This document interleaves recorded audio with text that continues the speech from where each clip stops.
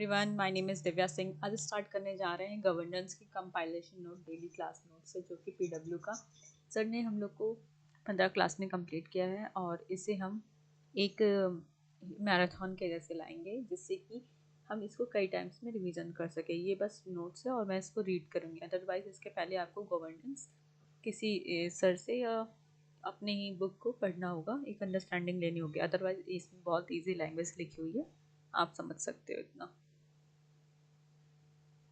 जैसे कि सर ने क्या क्या पढ़ाया। लेक्चर 1 में पाठ्यक्रम बताया है। 2 में शासन व इसके विविध रूप कई 3 पार्ट्स में हुए। पारदर्शिता 5 पार्ट्स में हुआ है। विकास प्रक्रिया एवं उद्योग 3 पार्ट में हुआ। लोक नीति, सिविल सेवाओं की भूमिका। लेक्चर 1 में हमें बताया गया है शासन व इसके विविध रूप, जैसे कि शासन, सुशासन, अच्छा शासन, स्मार्ट शासन, वैश्विक शासन, विनियामक शासन, स्थानीय शासन, कॉर्पोरेट शासन, ई शासन एवं इसके आयाम। पारदर्शिता, जवाबदेही, अर्थ एवं महत्व, सूचना का अधिकार, सिटीजन चार्टर, सामाजिक लेखा परीक्षण, जन सहभागिता, जन शिकायत निवारण तंत्र, व्हिसल ब्लोअर का संरक्षण, नीति निर्माण प्रक्रिया, घटक समीक्षा, नीति क्रियान्वयन, विकास प्रक्रिया एवं विकास उद्योग, विकास एवं आयाम, NGO, FCRA, SHG, अंतर्राष्ट्रीय संगठन, दानकर्ता, लोकोपकारी संस्थाएं, सिविल सेवाओं की भूमिका एवं चुनौतियां, संबंधित मुद्दे जैसे तटस्थता, अनामता, संवैधानिक संरक्षण, पार्श्विक प्रवेश। इस विषय को पढ़ने का स्रोत क्लास नोट, द्वितीय प्रशासनिक सुधार आयोग की रिपोर्ट, न्यूज़पेपर, मैगजीन। अभी हम पढ़ते हैं कि ये सर ने जो लिखा है। शासन क्या होता है? शासन सरकार की गतिविधि है। सरकार जो कुछ करती है और जिस तरीके से करती है वह शासन कहलाता है। विश्व बैंक के अनुसार शासन देश के सामाजिक आर्थिक संसाधनों का कुशलतम उपयोग की शक्ति है। यह सामान्य कानून के निर्माण, नीति निर्माण और उनके लागू करवाने से संबंधित, जबकि प्रशासन कानूनों के नीतियों का क्रियान्वयन से संबंधित है और यह नौकरशाही की गतिविधियाँ। अच्छा शासन कोई नया शब्द नहीं है। गांधी जी ने अपने पुस्तक में जिसे राम राज्य की संकल्पना की है, वह अच्छे शासन का उदाहरण है, प्रस्तुत करता है। फिर भी आधुनिक प्रवेश में अच्छा शासन नई अवधारणा है, जिससे विश्व द्वारा अपने दस्तावेज गवर्नेंस एंड और विकास के माध्यम से सर्वप्रथम 1992 में प्रस्तुत किया गया विश्व बैंक द्वारा। किंतु विश्व बैंक के अच्छे शासन की परिभाषा नहीं किया, उसको परिभाषित नहीं किया, बल्कि अच्छे शासन की स्थापना के लिए 3 तत्वों की स्थापना की। यह कहा जा सकता है कि अच्छे शासन का आवश्यक आशय गुणवत्तापूर्ण शासन से है।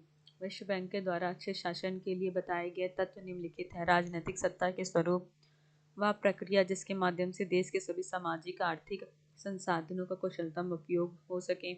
लोक नीति निर्माण और क्रियान्वयन से संबंधित सरकार की क्षमता में वृद्धि। विश्व बैंक का मानना है कि किसी भी देश में राजनीतिक सत्ता का स्वरूप चाहे जैसा हो, किंतु इसका उद्देश्य कल्याणकारी होना चाहिए। इसको हाईलाइट करते हुए चलते हैं। विश्व बैंक का मानना है कि वह प्रक्रिया जिसके माध्यम से देश के सभी सामाजिक आर्थिक संसाधनों एवं कुशलतम उपयोग को सुनिश्चित किया जा सकता है, उनमें से सुधार किया जाना चाहिए। यह प्रक्रिया सामान्यतः कल्याणकारी प्रक्रियाएं हैं, जो अतः इन्हें सुधार कर अधिक से अधिक पारदर्शी और जवाबदेही बनाना चाहिए।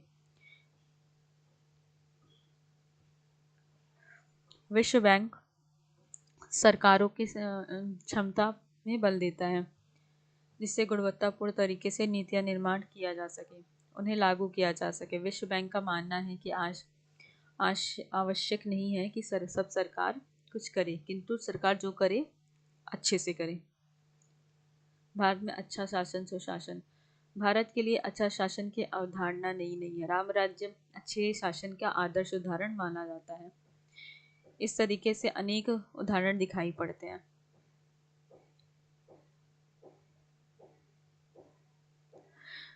रघुवंश एवं कालिदास ने लिखा है कि राजा रघु जनता से कर इसलिए लिया करते थे जिससे वे हजारों गुना के रूप में जनता के कल्याण के लिए उसे वापस कर सकें।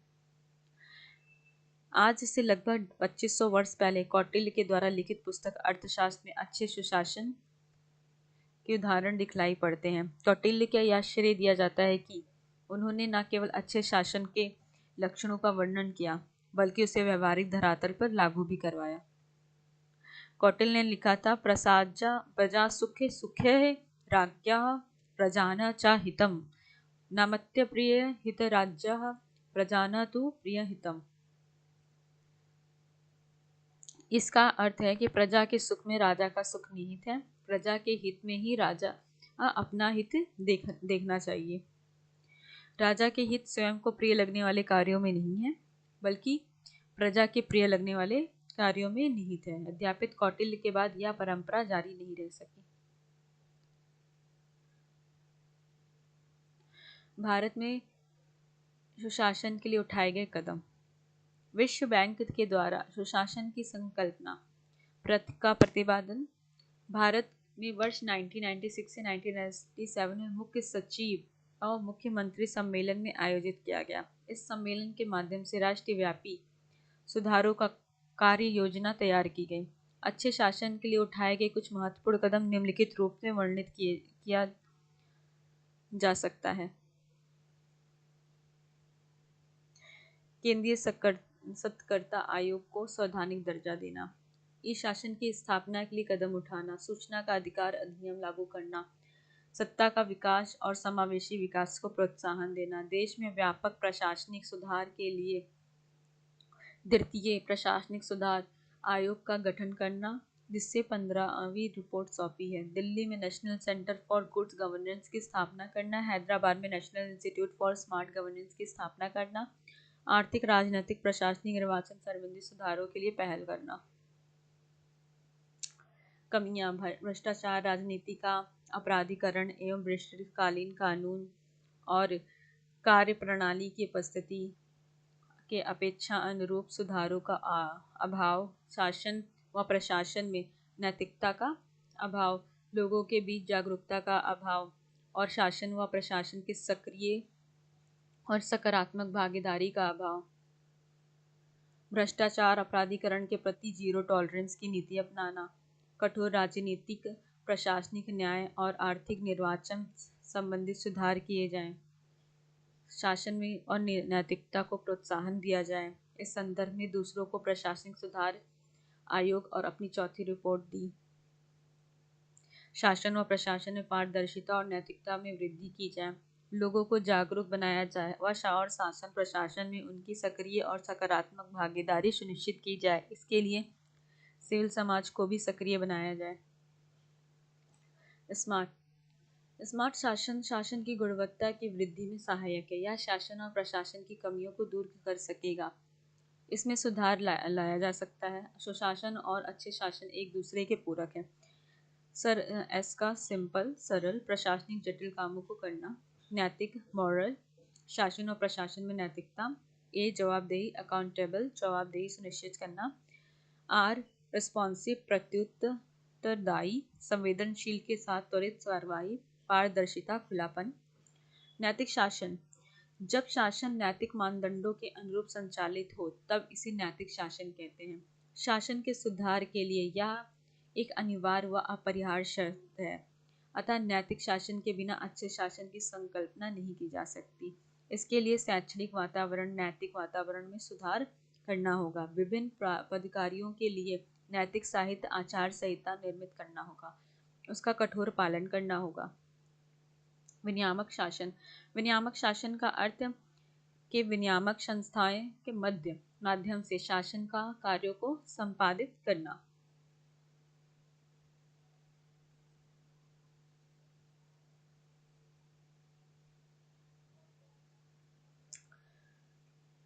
भारत में उदारीकरण के बाद विनियामक संस्थाओं के प्रयोग में तीव्र वृद्धि हुई है, जैसे ट्राई, रेरा, सेबी।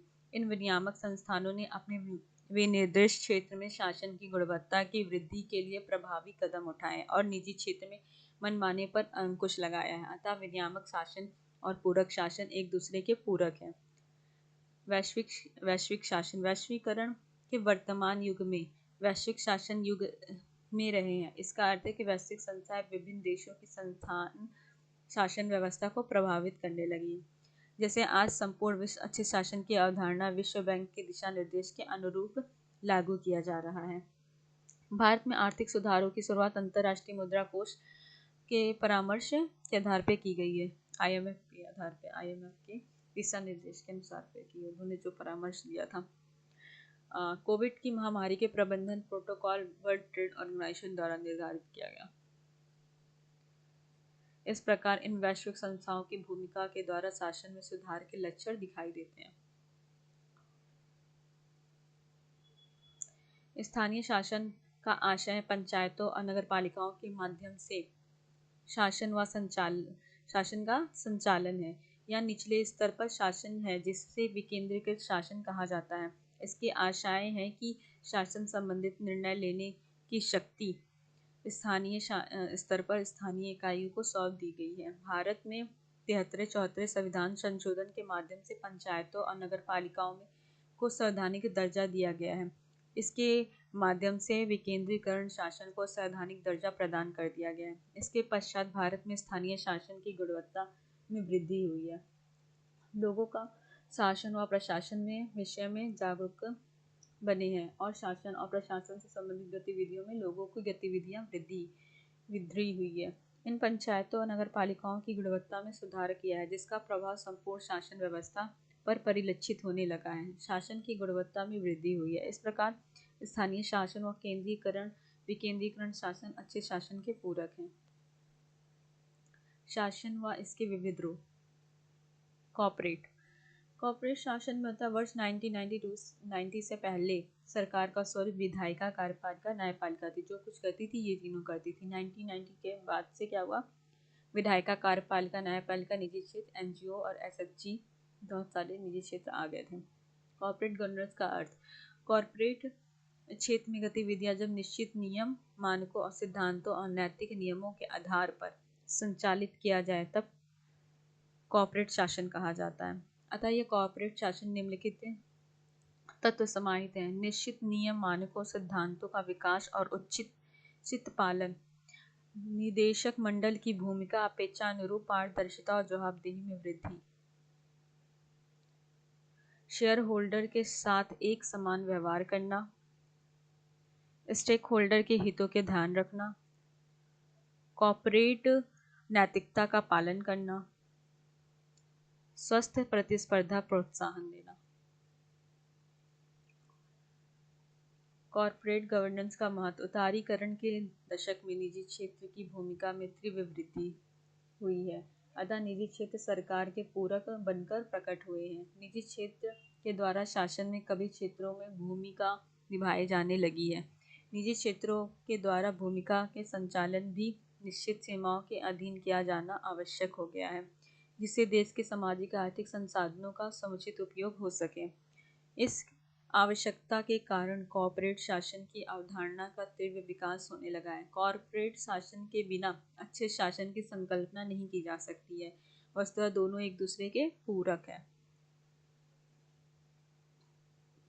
कॉर्पोरेट शासन बिना अच्छे शासन की संकल्पना नहीं की जा सकती। भारत में कॉर्पोरेट शासन की स्थापना के लिए निम्नलिखित कदम उठाए गए हैं। भारतीय प्रतिभूति और विनिमय board, security exchange board of India की स्थापना की।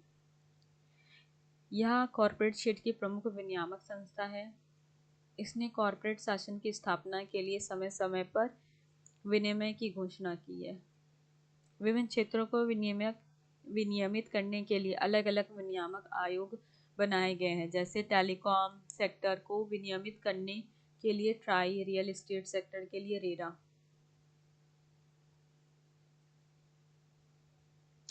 भारतीय प्रतिस्पर्धा आयोग का गठन किया गया है। इसका मुख्य उद्देश्य बाजारों में स्वस्थ प्रतिस्पर्धा को प्रोत्साहन देने और उसे बनाए रखना है, जिससे व्यापार में स्वतंत्रता सुनिश्चित रहे। विगत वर्षों में भारतीय प्रतिस्पर्धा आयोग ने प्रभावी तरीके से काम किया। अमेज़न, गूगल जैसी कंपनियों पर जुर्माना लगाया, जिससे स्वास्थ्य प्रतिस्पर्धा को सुनिश्चित किया जा सके। अमेज़न पर भारतीय प्रतिस्पर्धा आयोग ने 2023 में 202 करोड़ रुपए का जुर्माना लगाया गया। इसी प्रकार वर्ष 2022 में गूगल पर 93,644 करोड़ रुपए का जुर्माना लगाया गया था। इन कंपनियों के द्वारा अपने अधिकारों का दुरुपयोग से संबंधित हैं। उन्होंने मोनोपोली स्थापित कर दिए, सारी जगह उन्हीं, हर एक सॉफ्टवेयर में इन्हीं का सर्च इंजन रहेगा। जैसे कि नया कंपनी अधिनियम 2013 में निर्मित किया गया। इसके अंतर्गत कॉर्पोरेट शासन के लिए अनेक प्रावधान किए गए। कुछ प्रमुख प्रावधान निम्नलिखित हैं।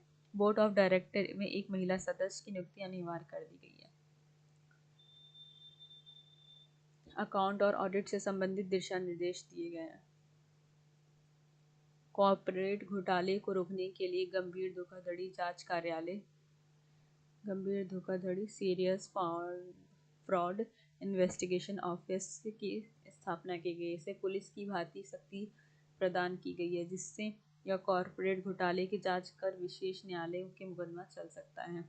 कॉर्पोरेट सामाजिक उत्तरदायित्व CSR की संकल्पना लागू की है। इसका अर्थ है कि कॉर्पोरेट क्षेत्र में सामाजिक क्षेत्र में भी भूमिका निभानी चाहिए। यह प्रावधान किया गया है कि जिन कंपनियों की कुल पूंजी न्यूनतम 500 करोड़ रुपए है या वार्षिक कारोबार न्यूनतम 1,000 करोड़ रुपए है या कंपनियों का वार्षिक शुद्ध लाभ न्यूनतम 5 करोड़ रुपए है, तो ऐसी कंपनियों को अपने पिछले 3 वर्षों के शुद्ध लाभ औसत का न्यूनतम का 2% CSR का पर व्यय करना होगा। टाटा इस संकल्पना से पहले ही सामाजिक क्षेत्र में व्यय करता था। इस संकल्पना के आने के पश्चात कॉर्पोरेट सामाजिक उत्तरदायित्व में व्यय करने के लिए निजी क्षेत्र की भूमिका तीव्र वृद्धि हुई है, जो भारत के सामाजिक विकास की तीव्र सहायता और महिला शिक्षा, बाल कल्याण, वृद्धि के हितों की और दिव्यांगजनों के हितों की शिक्षा, स्वास्थ्य और पोषण इत्यादि के क्षेत्र में धनराशि का व्यय की जा रही है। कमियां, प्रायः कॉर्पोरेट नैतिकता का उल्लंघन का उदाहरण देखा जा सकता है। कंपनियों ने यदाकदा अपने दायित्वों की उपेक्षा की है। भ्रष्ट आचरण प्रस्तुत किए, जैसे कुछ मामलों में कैंसर उत्पन्न करने वाले तत्व पाए गए हैं। मैगी में लेड की अधिक मात्रा का मिलना, जॉनसन एंड जॉनसन के प्रोडक्ट में स्किन कैंसर के तत्व पाए गए हैं। पेप्सी, कोका कोला में पेस्टिसाइड की अधिक मात्रा पाया जाना। कॉर्पोरेट क्षेत्र में भ्रष्टाचार पर नियंत्रण नहीं लगाया जा सकता है। कॉर्पोरेट से सामाजिक उत्तरदायित्व CSR के उपयोग में भ्रष्टाचार के मामले उत्पन्न हो रहे हैं। ऐसे ही उदाहरण उत्पन्न हुए जो कंपनियों ने स्वयं को CSR से बचने के लिए अकाउंट में गड़बड़ी की है। उपाय, कॉर्पोरेट भ्रष्टाचार पर नियंत्रण लगाने के लिए कठोर कानून निर्मित करना होगा, जैसे अमेरिका में सर्बनेस-ऑक्सेल अधिनियम।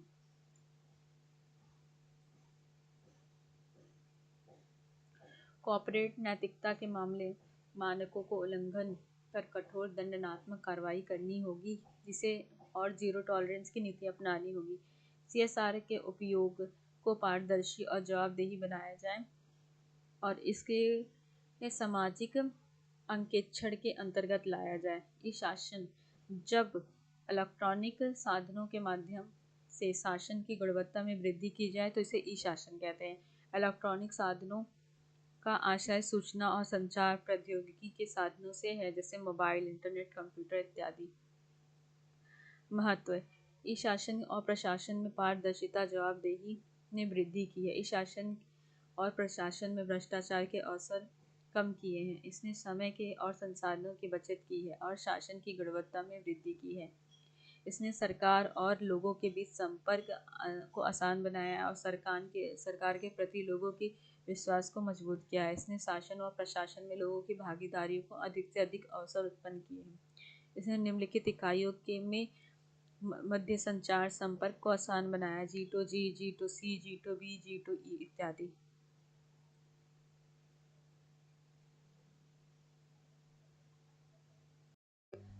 कॉल सेंटर सुविधा इत्यादि। मोबाइल ने आर्थिक लेन देन और सरकार के साथ लोगों की कनेक्टिविटी को आसान बना दिया है।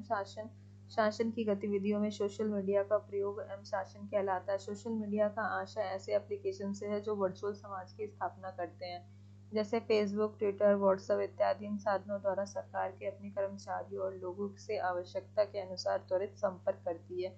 ट्विटर और फेसबुक के माध्यम से कर्मचारी व्यक्ति और सरकार के पदाधिकारियों का संपर्क कर सकता है। पुलिस थानों में अधिकारियों के द्वारा व्हाट्सएप ग्रुप बनाकर कुछ क्षेत्रों में अपराध को नियंत्रित करना सफलता मिलती है।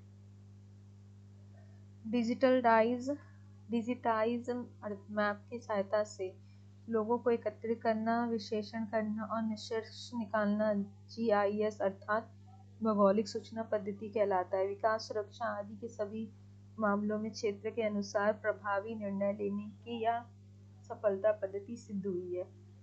MIS management information system electronic साधनों का प्रयोग कर प्रबंधकीय कार्यों की गति दी जाने लगी है। निर्णय लेने के निर्देश देने, निगरानी करने इत्यादि जैसे प्रबंधन कार्यों के समय और लागत में कमी आई है और कार्यों का संपादन की गुणवत्ता में भी वृद्धि हुई है।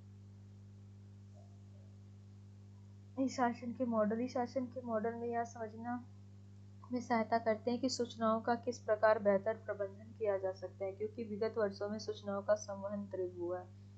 इसने सूचनाओं के प्रबंधन और उपयोग को डिजिटल बनाया है, थोड़ा जटिल बनाया है, और सूचनाओं को बेहतर प्रबंधन में निम्नलिखित मॉडल के माध्यम से समझा जा सकता है। सामान्य सूचना प्रसार, क्रांतिक सूचना प्रसार, समर्थन मॉडल, अंतराकर्षण मॉडल, तुलनात्मक मॉडल। जैसे ही शासन में आपको देख सकते हैं अंतराकर्षण मॉडल 2 वे है और तुलनात्मक मॉडल हो गया, ये सब 1 वे मॉडल है, एक मार्गीय संचार है। सामान्य सूचना प्रसार, क्रांतिक सूचना प्रसार, समर्थक मॉडल।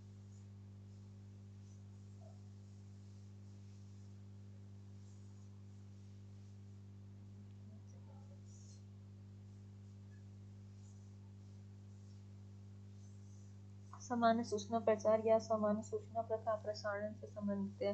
समान सूचनाओं का आशय ऐसी सूचनाओं से जो सभी के लिए उपयोगी होती है, जो जैसे विभाग के पदाधिकारियों का नाम तथा फोन, ईमेल और विभाग के उद्देश्य, नियम इत्यादि का प्रसारण सूचना महत्व एवं प्राथमिकता के क्रम में व्यवस्थित की जाती है। क्रांतिक सूचना प्रसार मॉडल या क्रांतिक सूचनाओं का प्रसार से संबंधित है। क्रांतिक सूचनाओं का प्रसार सामान्य सूचनाओं से अलग होने चाहिए, क्योंकि यह संवेदनशील प्राकृतिक सूचना के होते हैं जो कुछ लोगों के लिए कुछ समय के लिए उपयोगी होती है। यह मॉडल क्रांतिक सूचनाओं को पृथक प्रबंधन पर बल देती है, जिससे लोगों की सूचनाओं को शीघ्र पहुंच संभव हो सके, जैसे आपदा से संबंधित सूचनाएं, कानून व्यवस्था से संबंधित सूचनाएं, बीमार, पर्यावरण संरक्षण से संबंधित, मानव अधिकार से संबंधित सूचनाएं। समर्थक मॉडल, यह मॉडल सूचनाओं के पक्ष विपक्ष, गुण दोष जैसे पहलुओं को प्रकारों से संबंधित है। यह मॉडल व्यक्ति के तर्क क्षमता में वृद्धि करती है और व्यक्ति के तार्किक निर्णय लेने के अवसर प्रदान करती है, जैसे टीवी में होने वाली बहस तथा इंटरनेट पर अपलोड होने वाली ब्लॉग। अंतराकर्षण मॉडल उपयुक्त तीनों मॉडलों के एक तरफा संवाद के मॉडल है, जबकि अंतराकर्षण मॉडल दो तरफा संचार मॉडल का है, अर्थात इसका अर्थ है कि केवल विभाग लोगों को संपर्क नहीं कर सकते, बल्कि लोग भी विभाग को संपर्क कर सकते हैं, जैसे विभागों की वेबसाइट पर लोगों की शिकायतें प्राप्त करना और समाधान देना, लोगों के फीडबैक प्राप्त करना इत्यादि। तुलनात्मक मॉडल या विभिन्न संस्थाओं के माध्यम मध्य तुलना पर आधारित या तुलना सुधार का मार्ग प्रशस्त करती है या कमियों को जानने का अवसर देती है। इस प्रकार गुणवत्ता का संवर्धन किया जा सकता है। इस मॉडल ने विभिन्न देशों के मध्य तुलना को आसान बनाया है, जिससे नई संकल्पनाओं, प्रभाव और सुनिश्चित हुआ है, जैसे भारत द्वारा ब्रिटेन से सिटीजन चार्टर को अपनाना इत्यादि। सामान्य सूचना प्रसार मॉडल, क्रांतिक सूचना प्रसार मॉडल और समर्थक मॉडल तीनों 1 वे मॉडल हैं, अर्थात सरकार द्वारा जनता से एक तरफा संवाद होना। भारत में ही शासन में सर्वप्रथम सूचना प्रौद्योगिकी अधिनियम वर्ष 2002 में पारित किया गया था। इस अधिनियम के माध्यम से भारत में सूचना प्रौद्योगिकी के साधनों का प्रयोग को कानूनी मान्यता दी गई थी। इसके साथ ही अधिनियम में साइबर अपराधों का विवेचन कर उनको रोकने का प्रयास किया गया। आगे चलकर वर्ष 2006 में राष्ट्रीय ई शासन योजना की शुरुआत की गई। इसके अंतर्गत पूरे देश में ई शासन की स्थापना के लिए संघ और राज्य सरकारों के लिए अलग अलग मिशन मोड प्रोजेक्ट निर्मित किए गए, जैसे ई पासपोर्ट सेवा, ई जिला प्रोजेक्ट आदि। वर्ष 2015 में सरकार ने डिजिटल इंडिया प्रोग्राम की शुरुआत की। इसके एक अम्ब्रेला प्रोग्राम अर्थात इसके अंतर्गत अनेक कार्यक्रम चलाए जा रहे हैं। इसके उद्देश्य सूचना प्रौद्योगिकी पर आधारित ज्ञानवान को भारत में स्थापना करना, डिजिटल अवसंरचना को मजबूत करना, मांग पर सेवाओं को आपूर्ति करवाना, लोगों के डिजिटल सशक्तिकरण करना। इस कार्यक्रम के अंतर्गत स्तंभों का निर्माण किया गया है जो निम्नलिखित हैं: ब्रॉडबैंड, हाईवेज का निर्माण, सभी के लिए मोबाइल फोन उपलब्ध, सभी व्यक्तियों तक इंटरनेट की पहुंच, ई शासन अर्थात सूचना प्रौद्योगिकी के माध्यम से शासन की गुणवत्ता में सुधार, ई क्रांति सेवाओं में इलेक्ट्रॉनिक डिलीवरी की शुरू करना, रोजगार के लिए सूचना प्रौद्योगिकी का प्रयोग करना, सभी के लिए सूचना की उपलब्ध सुनिश्चित करवाना, इलेक्ट्रॉनिक मैन्युफैक्चरिंग क्षेत्र में नेट जीरो आयात का लक्ष्य प्राप्त करना, शीघ्र उत्पाद को कार्यक्रम का आरंभ करना। निसंदेह ई शासन के क्षेत्र में भारत के राज्य सरकार ने मिलकर तीव्र प्रगति की है, जिससे शासन की गुणवत्ता में सुधार आया, किंतु अभी भी अनेक चुनौतियां विद्यमान है जिसके निराकरण आवश्यक है। ई शासन की समस्या: देश में अनेक भागों में आधारभूत संरचना की कमी है, जैसे ग्रामीण क्षेत्र में विद्युत का अभाव, देश के अनेक भागों में कमजोर डिजिटल इंफ्रास्ट्रक्चर, विशेषकर ग्रामीण क्षेत्रों में पर्याप्त वित्तीय संसाधनों का अभाव, भ्रष्टाचार, प्रशासनिक प्रणाली में ब्रिटिशकालीन संरचना के लक्षण, यदाकदा अधिकारियों के द्वारा अपने अधिकारियों का दुरुपयोग, अपेक्षा के अनुरूप पारदर्शिता और जवाबदेहिता का अभाव, लोगों के बीच साक्षरता का और जागरूकता का अभाव, लोगों के बीच डिजिटली साक्षरता जिससे हम साक्षरता भी कहते हैं, पर्याप्त प्रभाव, विशेषकर ग्रामीण क्षेत्र में यह सीमाएं अधिक है।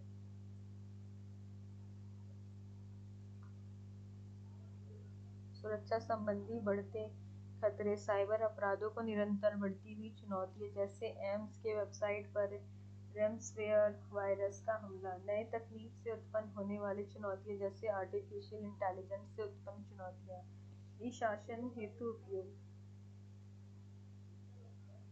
इंफ्रास्ट्रक्चर और डिजिटल इंफ्रास्ट्रक्चर को मजबूत बनाने के लिए कदम उठाए जाए एवं इसके लिए पर्याप्त वित्त की व्यवस्था की जाए, सुधारों को गति देने के लिए कठोर राजनीतिक प्रतिबद्धता प्रकट की जाए और लोगों की भागीदारी बनाए जाए, निजी क्षेत्र में भागीदारी को आक्रामक रूप से अपनाया जाए जो इंफ्रास्ट्रक्चर के विकास और साइबर सुरक्षा दोनों में सहायक होगा, कठोर प्रशासनिक सुधार की जाए और विकास कार्यों में पूर्ण पारदर्शिता और जवाबदेही सुनिश्चित की जाए, लोगों की साक्षरता, डिजिटली साक्षर जागरूक डिजिटल जागरूक बनाया जाए जिससे साइबर सुरक्षा संबंधित चुनौतियां कम की जा सके, साइबर सुरक्षा के लिए उठाए गए कदमों एवं प्रभावी बनाने के लिए अंतर्राष्ट्रीय सहयोग और निजी क्षेत्र में भूमिका में वृद्धि की जाए,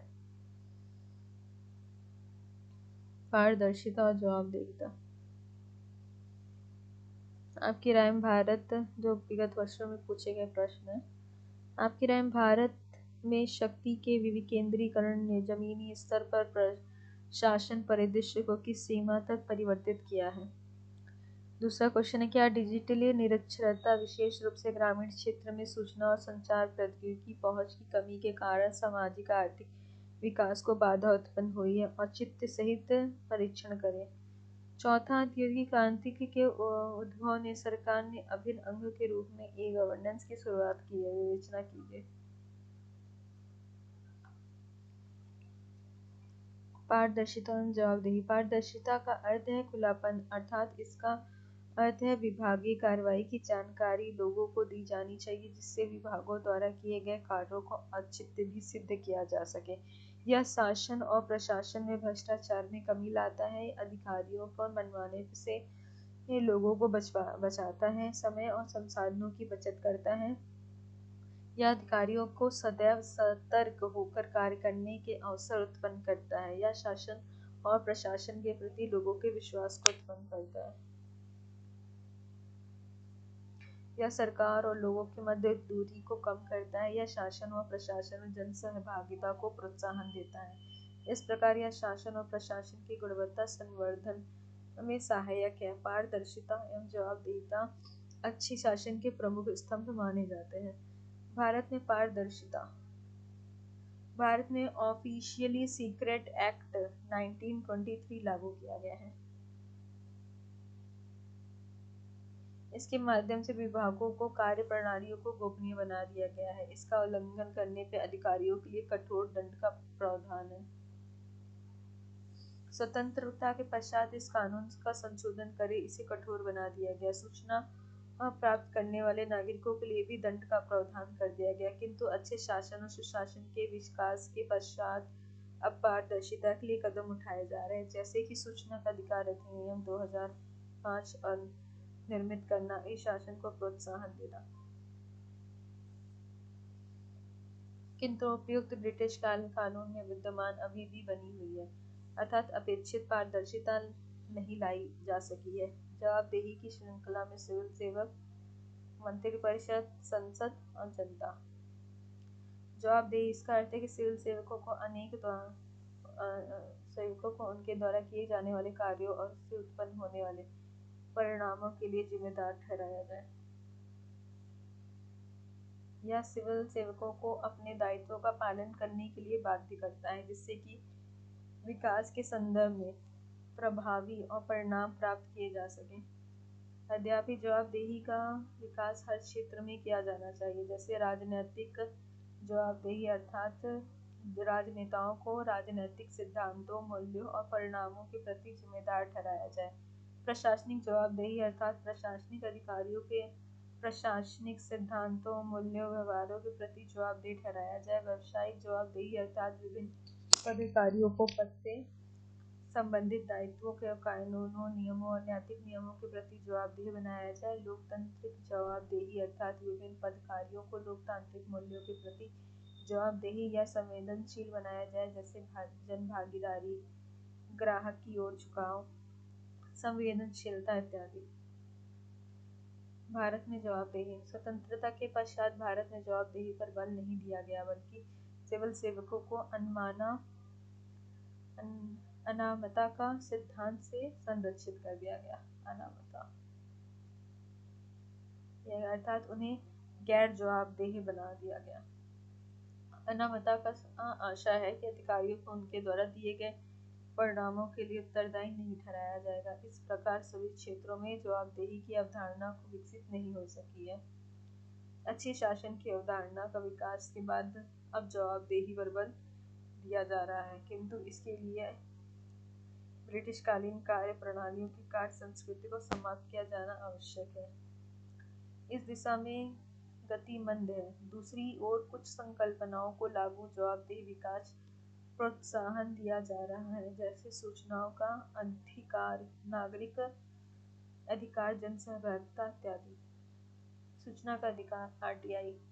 सूचना का अधिकार अधिनियमित संसद द्वारा निर्मित किया गया है, जिसका उद्देश्य पारदर्शिता और जवाबदेहिता में वृद्धि करना है, लोकतंत्र को मजबूत बनाना। यह भारत के नागरिकों को दिया गया एक सांविधिक अधिकार है, जो प्रत्येक नागरिक को लोक प्राधिकारियों से सूचना प्राप्त करने का अधिकार देता है। यह नागरिकों को लोक प्राधिकारी के सूचना प्राप्त करने का अधिकार देता है। लोक प्राधिकारी की यहाँ विस्तृत व्याख्या करता है। इसके अंतर्गत संविधान, कानून और सरकारी आदेश गठित सभी संस्थाओं और प्राधिकारी शामिल है। इसके अंतर्गत वे सभी संस्थाएं भी शामिल हैं जिन पर सरकार का नियंत्रण नहीं है, किंतु वे सरकार की सहायता प्राप्त करती है और सरकार के उद्देश्यों को पूरा कर रही है। यह सूचना की भी विस्तृत व्याख्या करता है। इसके अनुसार लोक प्राधिकारी को मजबूत हुई तथ्य, जानकारी, रिपोर्ट, फाइल, दस्तावेज इत्यादि सभी शामिल है। इस अधिकारी के अंतर्गत इनके निरीक्षण का अधिकार भी शामिल है। सूचना प्राप्त करने के तरीका लचीला है, इसके लिए कारण नहीं बताना होता। मात्र 10 रुपए का शुल्क देकर सूचना मांगी जा सकती है, किंतु गरीबी रेखा के नीचे जीवन यापन करने वाले लोगों को यह शुल्क नहीं देना होता। सूचना देने के समय सीमा निश्चित की गई है। आवेदन प्राप्त करने की तिथि से 30 दिन के भीतर सूचना दी जाएगी। यद्यपि जीवन को सुरक्षा से संबंधित सूचना 48 घंटे के भीतर दी जाएगी। सूचना न मिलने पर अपूर्ण सूचना मिलने पर भी स्तरीय सूचना का प्रावधान किया गया। पहली अपील विभाग प्रथम अपील ये अधिकारी के समक्ष 30 दिन के भीतर करनी होगी और 30 दिन के भीतर समाधान देना होगा। अध्यापित कारण बताते हुए वह 15 दिन का अतिरिक्त समय ले सकता है।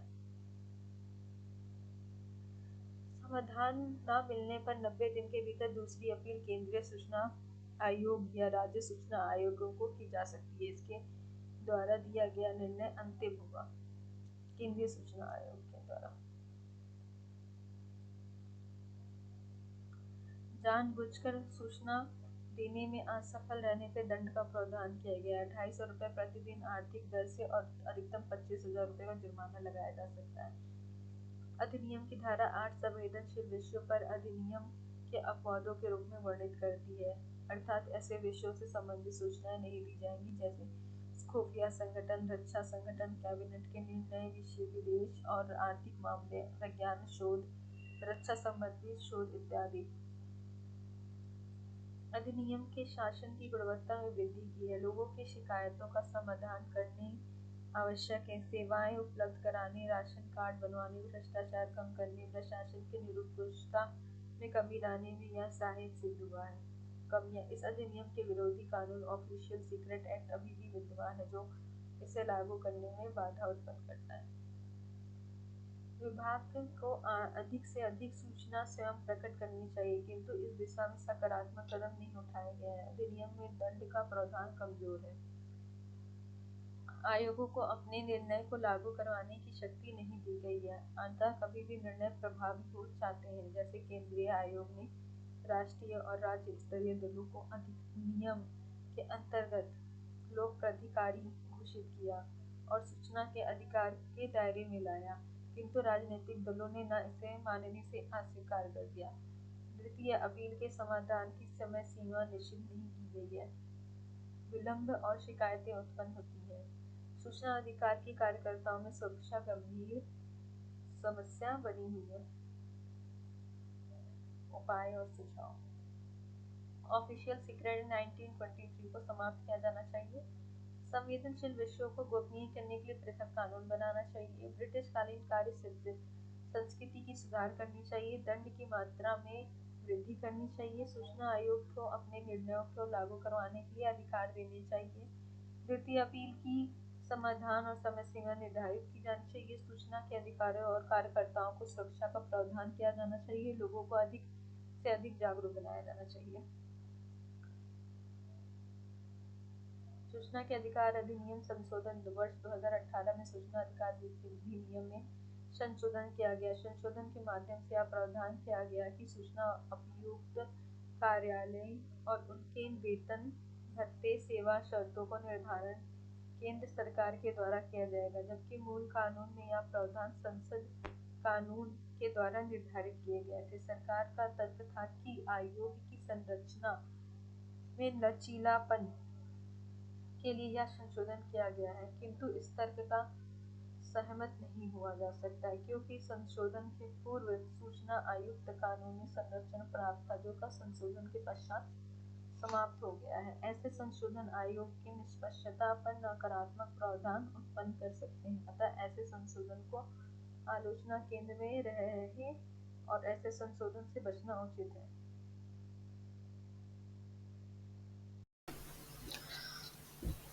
पारदर्शिता एवं जवाबदेही भाग 2। लेक्चर नंबर 6, नागरिक अधिकार पद, सिटीजन चार्टर। सिटीजन चार्टर की अवधारणा का जन्म सर्वप्रथम ब्रिटेन में हुआ था। ब्रिटिश प्रधानमंत्री सर जॉन मेजर ने ब्रिटेन में मार्गरेट थैचर के द्वारा किए गए सिविल सुधारों को आगे बढ़ाते हुए सिटीजन चार्टर की घोषणा की। उन्होंने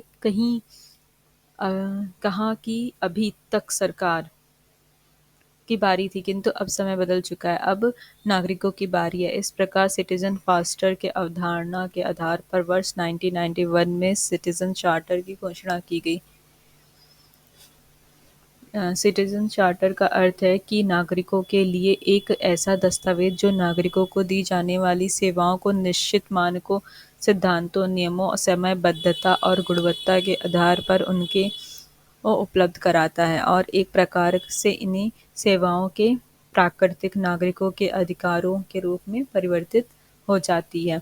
ब्रिटेन में इन्हें लागू करने के लिए चार्ट मार्क नामक स्कीम का प्रारंभ किया गया। यह एक निष्पक्ष संस्था थी के द्वारा दिया जाने वाला प्रमाण पत्र है, जिसे प्रति वर्ष रिन्यू कराना किया जाता है, जिससे कि विभाग गुणवत्तापूर्ण सेवाएं देने के लिए सचेत रहे। वर्ष 2008 में इस स्कीम का नाम बदलकर ग्राहक सेवा उत्कृष्ट स्कीम कर दिया गया।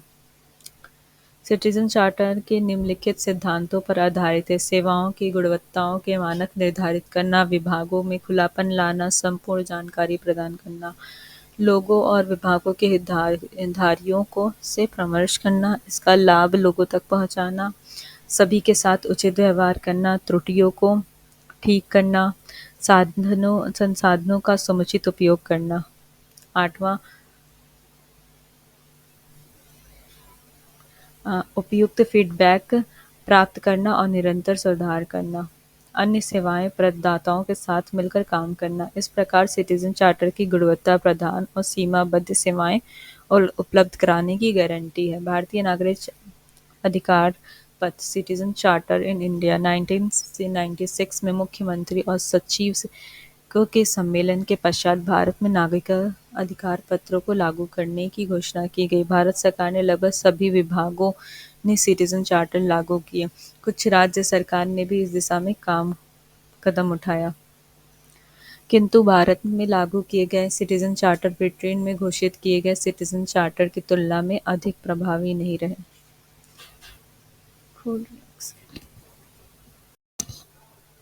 भारत में घोषित किए गए सिटीजन चार्टर की समीक्षा भारतीय लोक प्रशासन संस्था और द्वितीय प्रशासनिक सुधार आयोगी जैसे संस्थानों ने की है।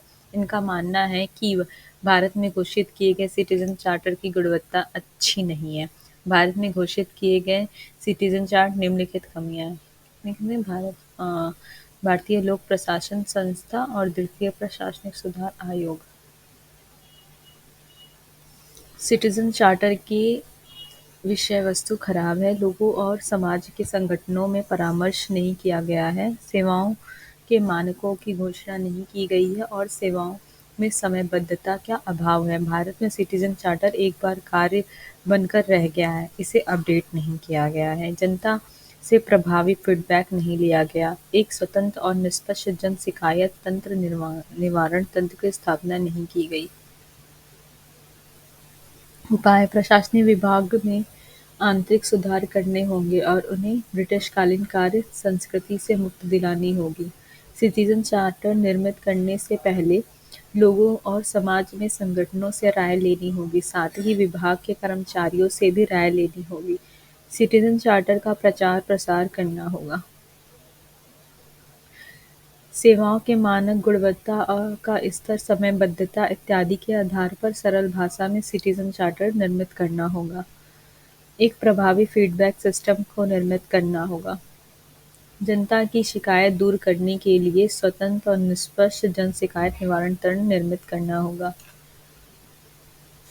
नागरिक अधिकार पत्र बनाम लोक सेवा गारंटी कानून। कुछ राज्यों ने लोक सेवा गारंटी जैसे कानून बनाए हैं जिससे नागरिकों के समयबद्ध सेवाएं दी जा सके, अनुपलब्धता की दशा में समाधान किया जा सके। यह एक अच्छा कदम है, किंतु यह नागरिक अधिकार पत्र की तुलना में यह अधिक प्रभावी नहीं होगा। इसमें निम्नलिखित आधारों पर समझ सकते हैं। अधिकार पत्र की भाषा सरल होती है, जबकि कानून की भाषा जटिल होती है। कानून की तुलना में नागरिक अधिकार पत्र का प्रचार सरल है। नागरिक अधिकार पत्रों में संशोधन सरल है, जबकि कानून में जटिल है। साथ ही नागरिक अधिकार पत्रों का निरंतर अपडेट करना आवश्यक है। पारदर्शिता एवं जवाबदेही का भाग 3 सिविल समाज का अर्थ। सिविल समाज की अवधारणा सर्वप्रथम दार्शनिक हीगल के द्वारा प्रतिपादित की गई। हीगल ने प्राकृतिक समाज का अर्थात परिवार और राजनीतिक समाज अर्थात सरकार से संबंधित समुदाय या समूह के माध्यम से सिविल समाज की अवधारणा का प्रतिपादन किया, अर्थात समाज का वह वर्ग जो प्राकृतिक समाज या राजनीतिक समाज नहीं है, सिविल समाज के अंतर्गत आता है। इस प्रकार सिविल समाज के अंतर्गत समस्त और गैर सरकारी राजनीतिक या सरकारी समाज या संगठन या समूह शामिल हैं। अर्थात सिविल समाज के अंतर्गत निम्नलिखित समूह सम्मिलित है: गैर सरकारी संगठन, लोकोपकारी लोकोपकारी संगठन, धर्म आधारित संगठन, जाति आधारित संगठन, व्यापारियों का संगठन, किसानों का संगठन, महिलाओं का संगठन इत्यादि।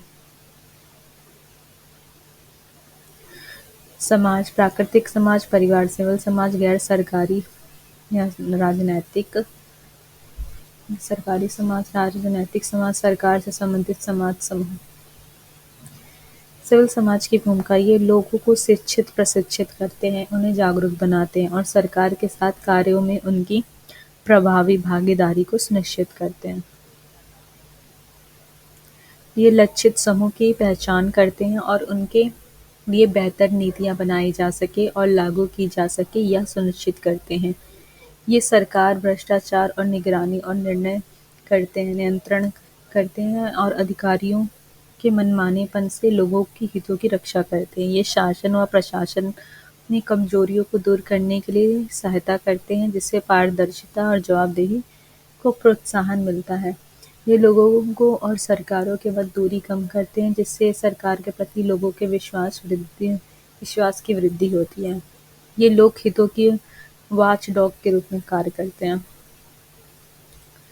विगत वर्षों से सिविल समाज की भूमिका में तीव्र वृद्धि हुई है। अनेक अवसरों पर उन्होंने सरकार के समानांतर संगठन के रूप में और सरकार के पूरक घटक के रूप में प्रभावी भूमिका निभाई है। सिविल समाज का विकास: सिविल समाज का अवधारणा का विकास मूलतः पश्चिम देश में हुआ है, जहाँ इनका विकास सरकार के सहयोगी घटक के रूप में हुआ है। भारत में सिविल समाज का विकास 1970 के दशक से माना जाता है। सरकार की असफलता के विरुद्ध प्रतिक्रिया के परिणामस्वरूप भारत में सिविल समाज के संगठनों का उदय हुआ था। ये सरकारी के विरोधी घटक के रूप में विकसित हुए। नर्मदा बचाओ, बचपन बचाओ इत्यादि। किंतु वैश्वीकरण के दशक में सिविल समाज की भूमिका में परिवर्तन हुआ। योजना आयोग ने भी योजनाओं को लागू करने और गैर सरकारी संगठनों की भागीदारी का समर्थन किया। आगे चल के भारत सरकार ने स्वैच्छिक संगठनों पर राष्ट्रीय नीति की घोषणा की। परिणाम स्वरूप सामाजिक क्षेत्र में योजनाओं को लागू करने में गैर सरकारी संगठन भूमिकाओं का शामिल करने पर बल दिया। इस प्रकार भारत में सिविल समाज की प्राकृतिक है, अर्थात सिविल समाज का संगठन सरकार के सहयोगी और विरोधी दोनों रूपों में विद्यमान है। भारत में सिविल समाज की भूमिका की समीक्षा: भारत में सिविल समाज के संगठन भिन्न-भिन्न क्षेत्रों में अपनी प्रभावी भूमिका का निर्वाह कर रहे हैं। स्वास्थ्य, शिक्षा, पर्यावरण संरक्षण, बच्चों के पोषण इत्यादि क्षेत्रों में इन्होंने प्रभावी योगदान दिया है। बचपन बचाओ आंदोलन ने बाल श्रम में उन्मूलन में उल्लेखनीय काम किए। भारत को पोलियो मुक्त बनाने के लिए गैर सरकारी संगठनों के सरकार के साथ समांतर भूमिका रही है। इस प्रकार सिविल समाज में शासन की गुणवत्ता का संवर्धन में सहायक रहे। किंतु दूसरी ओर ऐसे भी सिविल समाज के संगठन रहे हैं जिन्होंने अपने अधिकारों के संरक्षण के नाम पर अन्य लोगों के अधिकारों का कुठाराघात किया है और सामान्य जनजीवन को अस्त-व्यस्त किया है। ऐसे संगठनों ने आंदोलन के नाम पर हिंसा को उकसाया और गंभीर हिंसा की है। भारत की खुफिया संगठन की रिपोर्ट के अनुसार ऐसे भी संगठन भारत में हैं जो भारत के विकास को बाधित कर रहे हैं और राष्ट्र की विरोधी गतिविधियों में लिप्त हैं। निसंदेह ऐसे संगठन सिविल समाज के संगठनों की छवि को दूषित करते हैं और राष्ट्र के व्यापक हितों के विरोधी होते हैं। अतः ऐसे संगठनों के विरुद्ध कठोर कार्रवाई आवश्यक है। जन शिकायतें दूर करना पारदर्शी उत्तरदायी शासन के लिए आवश्यक है। जनता की शिकायतों को दूर करने का अवसर उपलब्ध नहीं होंगे तो शासन प्रशासन के प्रति जनता के विश्वास में कमी आएगी। यह जनता और सरकार के बीच दूरी को बढ़ाएगा, जिससे सरकार की गुणवत्ता पर नकारात्मक प्रभाव पड़ेगा। अतः जन शिकायत निवारण तंत्र की संकल्पना 1809 में जन्मी है। इसे ओम्बड्समैन कहा जाता है। इसका अर्थ है कि विधायिका की ओर से जनता की शिकायतों को सुनने वाले अधिकारी का एक तंत्र है जो स्वतंत्र और निष्पक्ष तंत्र होता है। भारत में जन शिकायत निवारण तंत्र। सर्वप्रथम भारत में प्राथमिक प्रशासनिक सुधार आयोग ओम्बुड्समैन के पर्यटन में लोकपाल और लोकायुक्त को गठित करने का सुझाव दिया गया। आगे चलकर 2013 में सिविल समाज के दबाव के अधीन लोकपाल और लोकायुक्त के अधिनियम पारित किया गया। पाल और लोकायुक्त पारित किया गया। केंद्र में लोकपाल और राज्य के लोकायुक्त का गठन किया गया। इसका गठन सर्वप्रथम 1971 में शुरू हुआ, किंतु ये केवल भ्रष्टाचार से संबंधित शिकायतें सुनते हैं, अन्य शिकायतें नहीं।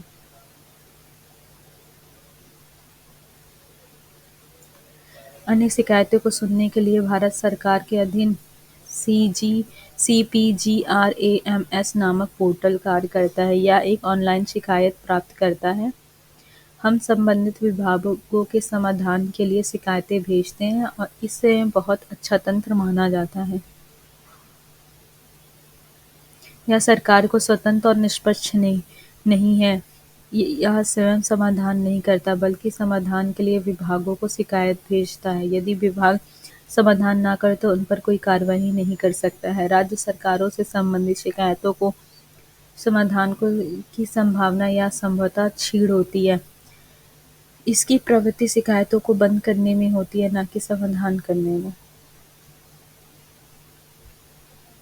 इस प्रकार भारत में स्वतंत्र और निष्पक्ष जन शिकायत निवारण तंत्र का अभाव है और इस दिशा में संसद को कानून बनाने की आवश्यकता है। पारदर्शिता, जवाबदेही, भाग 4। सिविल समाज का लेखा परीक्षण।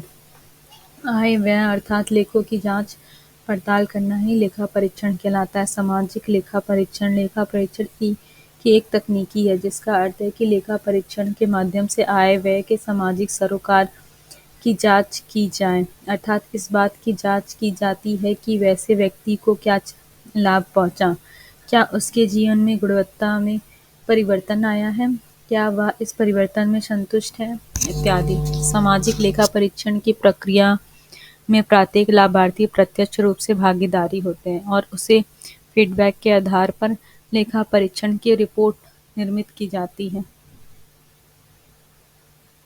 भारत में सामाजिक लेखा परीक्षण एक आधुनिक तकनीक है। भारत में इस सामान्यता अपनाया नहीं गया है और भारत का नियंत्रण लेखा परीक्षण इसका प्रयोग नहीं कर सकता है। भारत में मात्र मनरेगा में सामाजिक लेखा परीक्षण को शामिल किया गया, अर्थात मनरेगा का ऑडिट सामाजिक लेखा परीक्षण के माध्यम से होगा, किंतु इस प्रावधान को सभी राज्यों में प्रभावी तरीके से लागू नहीं किया गया है। जहाँ कहीं इसकी प्रयोग किया गया है, आंध्र प्रदेश, छत्तीसगढ़, कुछ पंचायत में, वहाँ मनरेगा में भ्रष्टाचार के सिमटकर 1 से 2% रह गया है। इस प्रकार सामाजिक लेखा परीक्षण की क्रांतिकारी प्रभाव उत्पन्न करने वाला है। यह शासन में पारदर्शिता और जवाबदेही को बढ़ाने में, शासन की गुणवत्ता को बढ़ाने में प्रभावी साधन है, किंतु इसका प्रयोग प्रभावी तरीके से सुनिश्चित करना होगा। व्हिसल ब्लोअर का संरक्षण। व्हिसल ब्लोअर का अर्थ है संगठन के भीतर अनियमितताओं एवं भ्रष्टाचारों के मामले प्रकट करने वाला। यह कार्य व्हिसल ब्लोअर कहलाता है।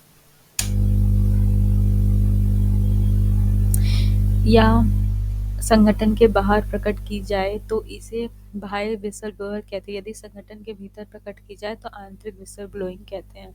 किसी भी संगठन के भीतर यदि व्हिसल ब्लोअर संरक्षण प्राप्त रहता है तो संगठन की कमियां तथा भ्रष्टाचार आसानी से प्रकट किया जा सकते हैं। दूसरी ओर संगठन में सदस्य जवाबदेही सुनिश्चित करते हुए कार्य करते हैं, क्योंकि उन्हें भय रहता है कि अगर उनके गलत कृत्यों को व्हिसल ब्लोइंग किए जा सकती है। लेकिन इन सब में सबसे बड़ी चुनौती व्हिसल ब्लोअर की सुरक्षा होती है। यही कारण है कि विश्व के अनेक देश व्हिसल ब्लोअर को संरक्षण प्रदान कर रहे हैं। 1899 के बाद अमेरिका ऐसा प्रथम देश है जिसने व्हिसल ब्लोअर को अधिनियम पारित किया। भारत में व्हिसल ब्लोअर को संरक्षण। भारत में NHAI के इंजीनियरिंग सदस्य सत्येंद्र दुबे की हत्या के बाद व्हिसल ब्लोअर को संरक्षण देने की मांग की जाने लगी। सत्येंद्र दुबे ने बिहार में हाईवे के निर्माण में भ्रष्टाचार सूचना न्यायालय को दी थी। अंततः आगे चल के 2014 में संसद ने इसे विसल ब्लोअर संरक्षण अधिनियम पारित किया गया। इसके अनुसार विसल ब्लोअर की पहचान करना आवश्यक है। संबंधित अधिकारियों ने विसल ब्लोअर की पहचान को सार्वजनिक करता है तो इसे अपराध घोषित किया गया है और इसके लिए 3 वर्षों का कारावास और जुर्माना दंड का प्रावधान किया गया है। विसल ब्लोअर के अपराध। भारत में विसल ब्लोअर की का कोई अपराध नहीं है।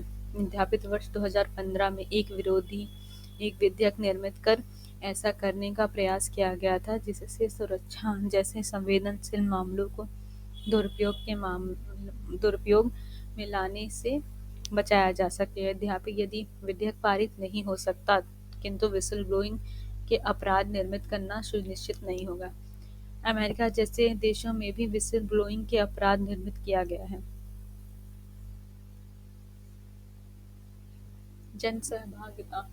जन सहभागिता का आशय है कि शासन और प्रशासन की गतिविधियों में प्रत्येक नागरिक की सक्रिय और सकारात्मक भागीदारी सुनिश्चित की जाए। जन सहभागिता अच्छे शासन का अनिवार्य लक्षण जो कि कानून निर्माण, नीति निर्माण और निर्णय निर्माण को लेकर इन्हें क्रियान्वयन के स्तर तक सभी स्तरों में लोगों की भागीदारी को शामिल करता है। इस प्रकार यह प्रत्यक्ष लोकतंत्र के लिए लाभ उत्पन्न करता है और लोकतंत्र को जीवंत एवं सजीव बनाता है।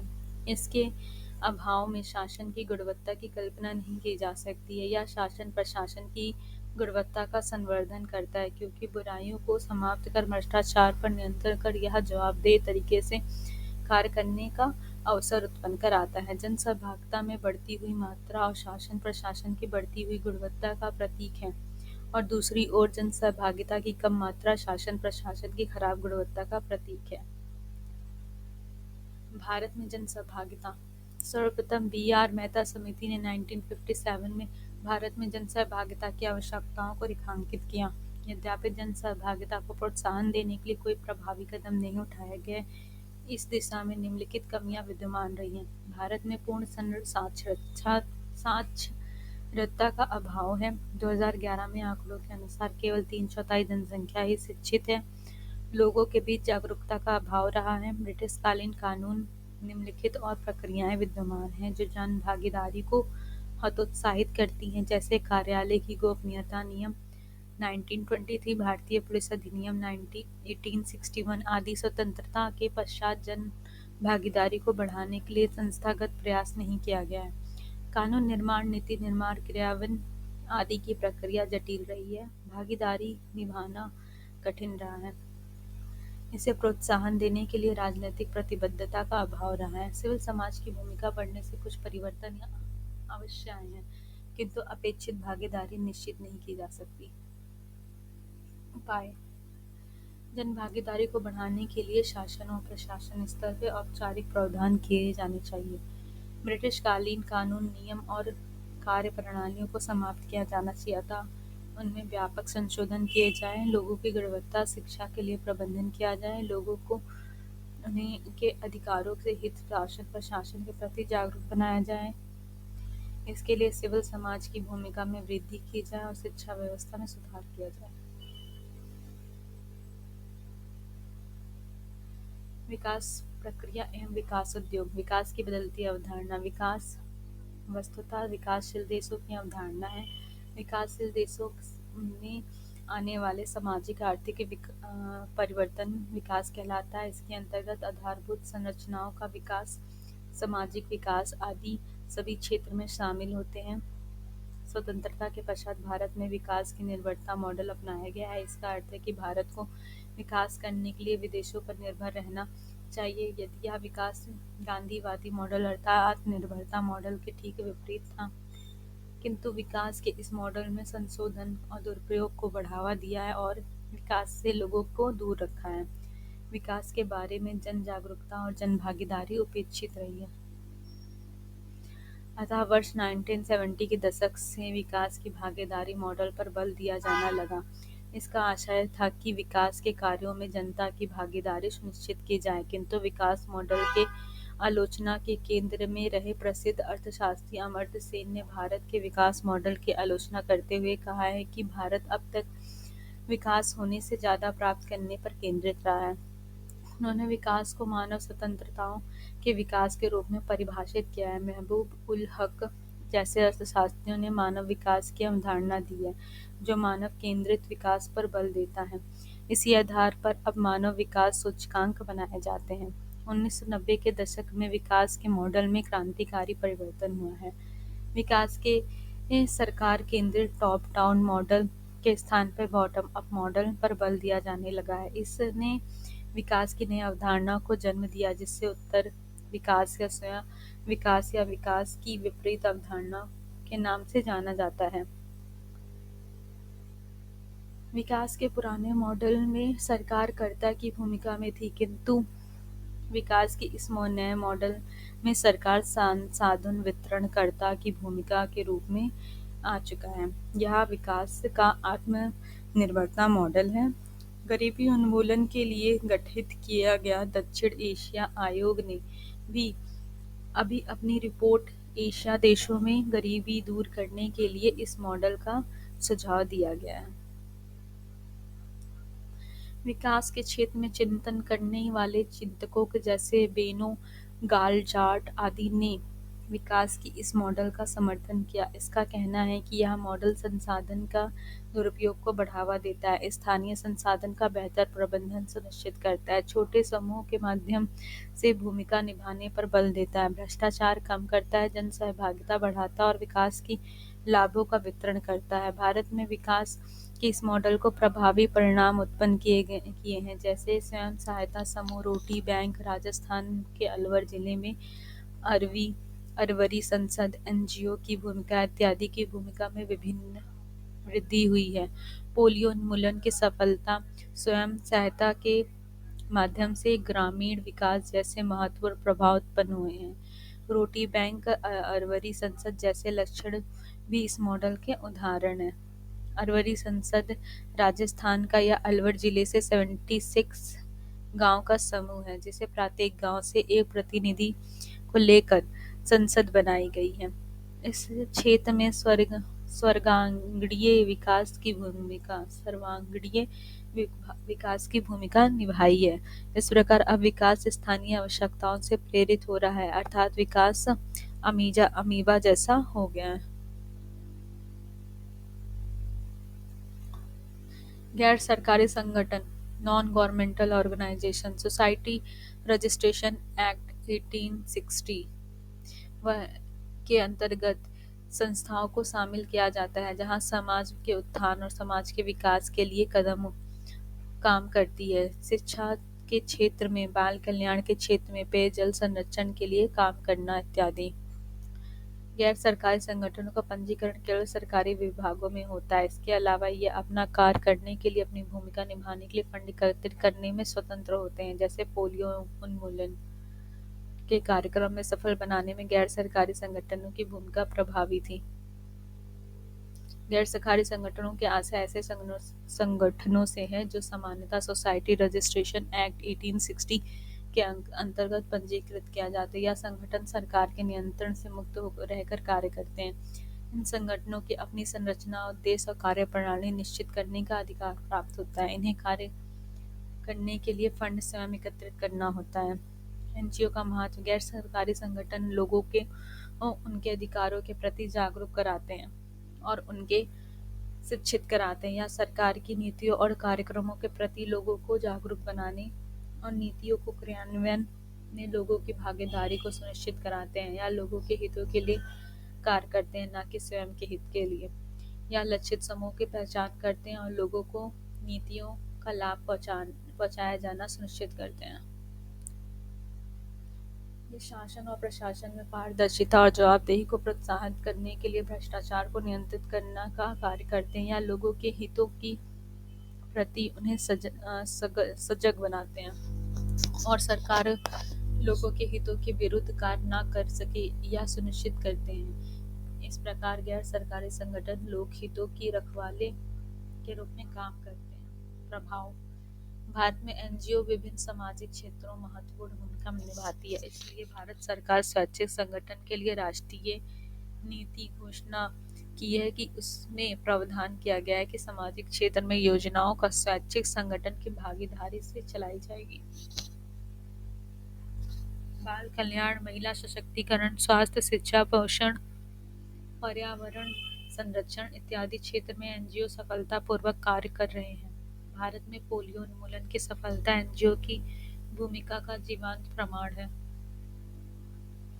गैर सरकारी संगठनों की कमियां आलोचना। गैर सरकारी संगठनों भ्रष्टाचार के आरोप लगते रहे हैं। इनके द्वारा लेखा में कमी की जाने वाली अनियमितता के मामले भी सामने आए हैं। कुछ गैर सरकारी संगठन पर यह आरोप लगता रहा है कि वे अभिजात्य वर्गीय और कार्यशैली की शिकार हो गए हैं। वर्ष 2016 में सीबीआई ने उच्चतम न्यायालय में गैर सरकारी संगठनों से संबंधी एक रिपोर्ट सौंपी थी, जिसमें कहा गया था कि भारत में कार्य करने वाले एनजीओ में से 10% काम एनजीओ अपनी वार्षिक गतिविधियों के बारे में सरकार को रिपोर्ट करते हैं। 2014 में भारत के इंटेलिजेंस ब्यूरो ने भारत सरकार को सौंपी गई रिपोर्ट में कहा है कि भारत में अनेक ऐसे गैर सरकारी संगठन हैं जो अमेरिका और ब्रिटेन, स्वीडन इत्यादि जैसे देशों से फंड लेते हैं और राष्ट्र के विरोध तत्वों का सहायता करते हैं या भारत के विकास और पर्यावरण संरक्षण के नाम पर बाधा पहुंचाते हैं। कुछ एनजीओ पर विदेशी योगदान विनियमन अधिनियम उल्लंघन का आरोप लगते रहे हैं। परिणाम स्वरूप 20,000 से भी अधिक एनजीओ एफसीआरए लाइसेंस रद्द किया गया है। उपाय एनजीओ के विनियमन करने के लिए एक विनियामक संस्था बनाई जाए। इसके भ्रष्टाचार को रोकने के लिए अलग प्रबंधन किया जाना चाहिए। इनकी भूमिका को पारदर्शी एवं जवाबदेही बनाना चाहिए। विदेशी योगदान विनियमन अधिनियम फॉरेन कंट्रीब्यूशन रेगुलेशन एक्ट 2010। यह अधिनियम इसलिए निर्मित किया गया है जिससे कि मंत्रियों और राजनेताओं के अधिकारियों को, न्यायाधीशों इत्यादियों को विदेश से धन लेने पर प्रतिबंध लगाया जा सके, जिससे कि कोई भी विदेशी धन देकर इनका भारत के हितों के विरुद्ध प्रयोग ना कर सके। कानून एनजीओ को भी विदेशी धन से लेने पर विनियमन करती है, जिससे एनजीओ को धन लेना उन्हें स्वयं को भारत सरकार के गृह मंत्रालय में पंजीकरण कराना होता है और विदेश से मिले धन का आय व्यय सहित विवरण वार्षिक ऑडिट रिपोर्ट के साथ गृह मंत्रालय को सौंपना होता है। विगत वर्षों में कुछ एनजीओ ने यह आरोप लगता रहा है कि उन्होंने विदेशों से ऋण लेने में अनियमितता की है और वार्षिक रिपोर्ट देने से भी बचते रहे हैं। एफसीआरए के उल्लंघन के आधार पर भारत सरकार ने एनजीओ के एफसीआरए पंजीकरण को रद्द किया, जिसके कारण यह यदाकदा विवादों में रहे हैं। किंतु एफसीआरए के अंतर्गत एनजीओ को अधिक धनराशि प्राप्त होती है, उसका प्रबंधन आवश्यक है। 2021-22 में इतने करोड़ रुपए विदेशों को एनजीओ से प्राप्त हुए। 2019-22 के मध्य में अर्थात 3 वित्तीय वर्ष में एफसीआरए के अंतर्गत इतने करोड़ रुपए प्राप्त हुए। ये पैसे याद करने की जरूरत नहीं है। इस अधिनियम में अब तक 2 बार संशोधन किया गया है। 2018 में संशोधन इस संस्था के माध्यम से राजनीतिक दलों को मिलने वाले विदेशी धन का विनियमन समाप्त कर दिया गया और राजनीतिक दलों को मिलने वाले विदेशी फंड को सूचना के अधिकार अधिनियम के साथ बाहर कर दिया गया। अर्थात कोई व्यक्ति अथवा कोई नागरिक विदेशी पॉलिटिकल फंडिंग के मामले में जानकारी प्राप्त नहीं कर सकता। इस संशोधन को बूथ लक्ष्य तिथि 1976 से लागू करने की घोषणा की गई है। इस अच्छे संशोधन नहीं कहा जा सकता। राजनीतिक वित्तीय पोषण सदैव पारदर्शी होना चाहिए, अतः इसे समाप्त किया जाना आवश्यक है। विकास प्रक्रिया एवं विकास उद्योग भाग 2 विदेशी अंशदान संशोधन अधिनियम। इस संशोधन के माध्यम से एफसीआरए के प्रावधानों और अधिक कठोर बना दिया गया, जिससे दुरुपयोग को रोका जा सके। यह प्रावधान किया गया है कि जिन एनजीओ को एफसीआरए के अंतर्गत धन प्राप्त करना होगा, उन्हें दिल्ली के स्टेट बैंक के किसी ब्रांच में अकाउंट खोलना होगा। एफसीआरए के अंतर्गत आए कोई धन केवल इस अकाउंट में आ सकेगा। एफसीआरए के अंतर्गत मिली धनराशि को किसी दूसरे एनजीओ के अकाउंट में ट्रांसफर नहीं किया जाएगा। एनजीओ के प्रशासनिक खर्च की सीमा घटा दी गई है। पहले कोई भी एनजीओ प्राप्त की गई धनराशि के 50% से तक प्रशासनिक व्यय कर सकता था, किंतु अब वह 20% से अधिक धनराशि प्रशासनिक व्यय के रूप में नहीं कर सकता।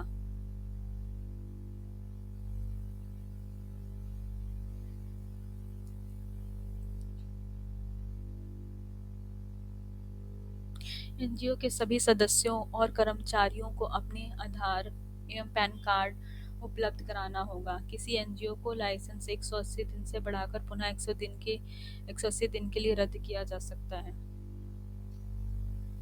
इस संशोधन के लिए यह आलोचना की गई थी कि कठोर प्रावधान से विदेशी अनुसंधान में कमी आएगी, किंतु यह आलोचना निराधार सिद्ध हुई, क्योंकि वित्तीय वर्ष 2021-22 में एनजीओ में विदेश से मिलने वाले अनुदान राशि में बढ़ोतरी हुई।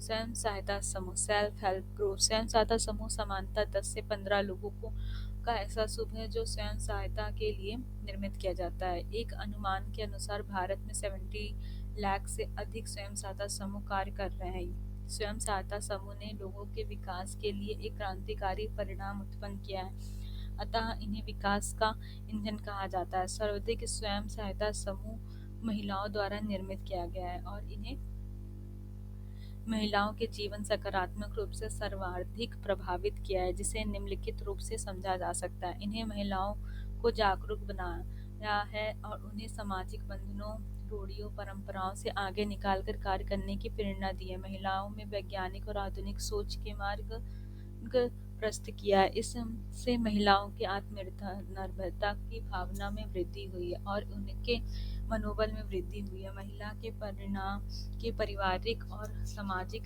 स्थिति में सुधार आया है। महिला में बचत, निवेश और विपणन जैसे प्रबंधकीय और तकनीकी विषयों की समझ विकसित हुई है और उनमें उद्यमिता का विकास हुआ है। इसने अब महिलाओं को उपेक्षित और वंचित श्रेणियों से निकालने में सहायता की है और आजीविका के सशक्त स्रोतों के साथ महिलाओं के जीवन को सशक्त बनाने में योगदान दिया है। इस प्रकार स्वयं सहायता समूह महिलाओं के जीवन में क्रांतिकारी परिवर्तन लाने में सफल हुए हैं। चुनौतियाँ। अभी भी महिलाएं उनके अनेक क्षेत्रों में सामाजिक बंधनों में, रूढ़ियों में जकड़ी हुई हैं। भारतीय समाज परंपरागत रूप से प्रतिशतात्मक रहा है। यह मानसिकता अभी भी विद्यमान है कि प्रायः महिलाओं में शिक्षा और जागरूकता का अभाव रहा है। वित्तीय प्रबंधन सबसे बड़ी चुनौती रही है। आधुनिक युग तकनीकी का युग है। वस्तुओं के उत्पादन के लिए कौशल विकास की आवश्यकता, महिलाओं में प्रायः कौशल विकास का अभाव रहा है। उपाय। महिलाओं में जागरूकता और साक्षरता का विकसित की जाए। सरकार द्वारा अधिक प्रभावी कदम उठाकर सरल तरीके से वित्तीय उपलब्ध कराए जाएं। स्वयं सहायता समूह के कौशल विकास कार्यक्रमों से जोड़ा जाए। सिविल समाज एनजीओ की भूमिका को प्रोत्साहन दिया जाए, जिससे कि एसएचजी को सहायता और सहयोग प्रदान करें। सरकार के द्वारा उठाए गए कदम। एसएचजी नाबार्ड लिंकेज प्रोग्राम की शुरुआत की गई है, जिसका उद्देश्य कि नाबार्ड के माध्यम से स्वयं सहायता समूह को अधिक से अधिक सक्षम और ऋण उपलब्ध कराया जाए। सरकार ने स्वयं सहायता समूह से जुड़े सदस्यों के लिए 5,000 रुपये का ओवरड्राफ्ट की सुविधा प्रदान की है। दीनदयाल अंत्योदय योजना, राष्ट्रीय ग्रामीण आजीविका मिशन और मिशन को अब स्वयं सहायता समूह के माध्यम से लागू किया जाए। स्वयं सहायता समूह के माध्यम से सरकार ने गांव में महिलाओं को लखपति दीदी बनाने का निर्णय लिया है। स्वयं सहायता समूह के माध्यम से महिलाओं का कौशल विकास कर ड्रोन दीदी जैसी योजनाएं चलाए जा रहे हैं। केरल सरकार ने इस दिशा में अधिक प्रभावी कदम उठाया है। उसने कुटुंबश्री योजना की शुरुआत की है, जिससे कि राज्य में स्वयं सहायता समूह को सही से विकास और किया जाए। यहाँ की त्रिचरणीय योजना, पहला चरण स्वयं सहायता समूह का है, दूसरा चरण में स्वयं सहायता समूह के समूह से निर्मित किए गए हैं, जिसे एरिया डेवलपमेंट सोसाइटी कहते हैं। तीसरे चरण में राज्य के सभी इस प्रकार के समूह का संघ बनाया गया है, जिसे कम्युनिटी डेवलपमेंट सोसाइटी कहते हैं। स्वयं सहायता समूह में एनजीओ की भूमिका। वित्त का प्रबंधन करना, तकनीकी प्रशिक्षण आदि का प्रबंधन करना, बाजार उपलब्धता कराना, स्वयं सहायता समूह की आवश्यकता के अनुसार इनकी सहायता करना। स्वयं सहायता समूह का उदाहरण। लिच्चर पापड़ कंपनी बनने से पहले सेल्फ हेल्प ग्रुप तथा मध्य प्रदेश में नर्मदा महिला संघ आदि अंतर्राष्ट्रीय संगठन भारत के विकास में भूमिका। अंतर्राष्ट्रीय संगठनों के आशय अंतर्राष्ट्रीय स्तर पर निर्मित किए गए संगठनों से हैं, जहाँ संयुक्त राष्ट्र संघ, विश्व बैंक, अंतर्राष्ट्रीय मुद्रा कोष इत्यादि। अंतर्राष्ट्रीय संगठनों की भूमिका। विकास के संदर्भ में निम्नलिखित रूपों में समझ सकते हैं।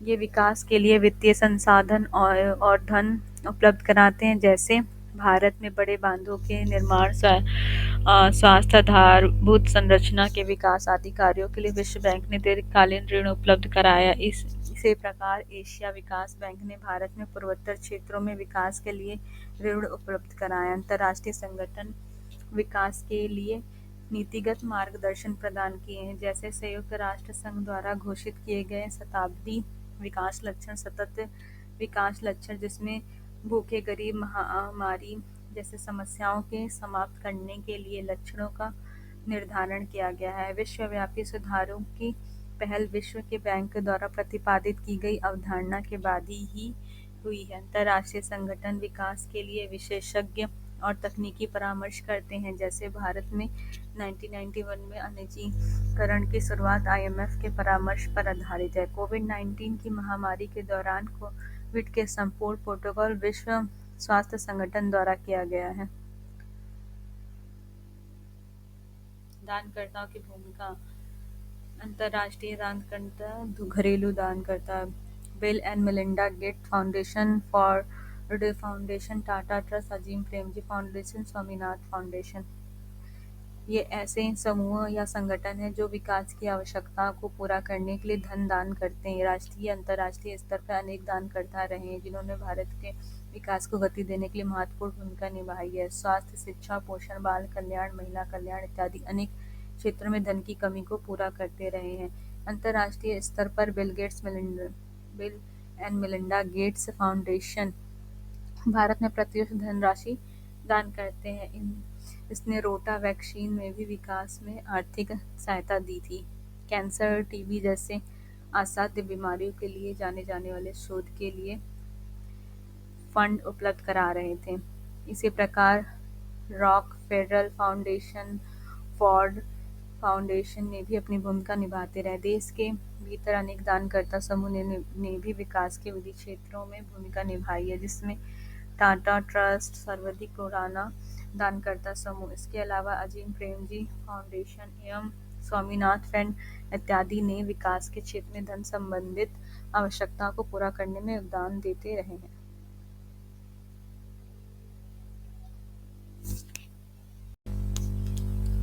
लेक्चर नंबर 11, विकास प्रक्रिया एवं विकास उद्योग, भाग 3, लोकोपकारी संस्थाओं की भूमिका। ये वे संस्थाएं हैं जिन्हें लोगों के उपकार या कल्याण करने के लिए गठित किया जाता है। इन्हें भारतीय ट्रस्ट अधिनियम, वक्फ अधिनियम जैसे कानूनों के अंतर्गत पंजीकृत किया जाता है। ये संस्थाओं को कर आदि मामले में विशेष छूट प्राप्त होती है, जिसके कल्याणकारी कार्य में अबाध गति से किया जा सके। संत निरंकारी चैरिटेबल ट्रस्ट, अक्षय पात्र फाउंडेशन, ओम बिच्छू ट्रस्ट, प्रसार प्रयास और प्रेरणा इत्यादि।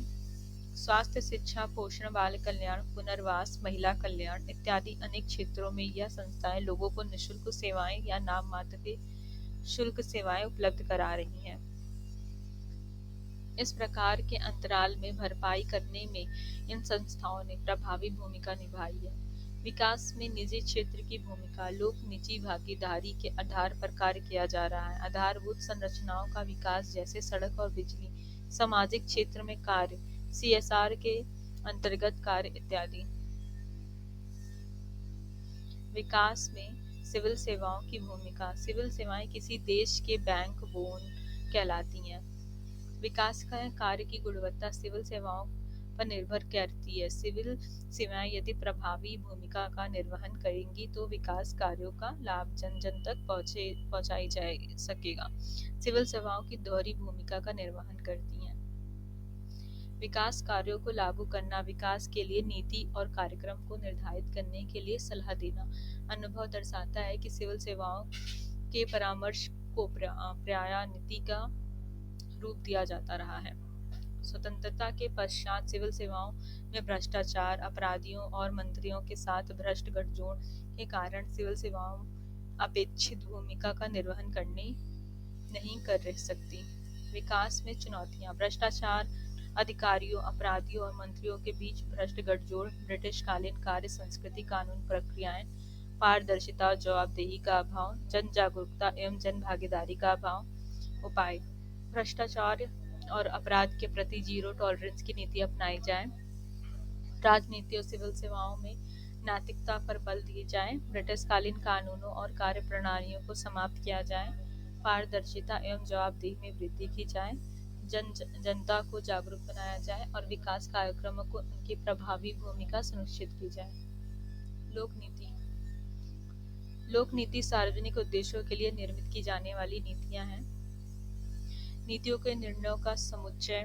इस प्रकार लोक नीति का सरकार के द्वारा बनाई जाने वाली नीति है जो कि सरकार में डू और डोंट्स का वर्णन करती है। सरकार की नीतियों के माध्यम से अपनी घोषणा को अभिव्यक्ति करती है। यह सरकार के संचालन का सबसे प्रमुख अंग है। लोक नीति प्रक्रम, पब्लिक पॉलिसी प्रोसेस।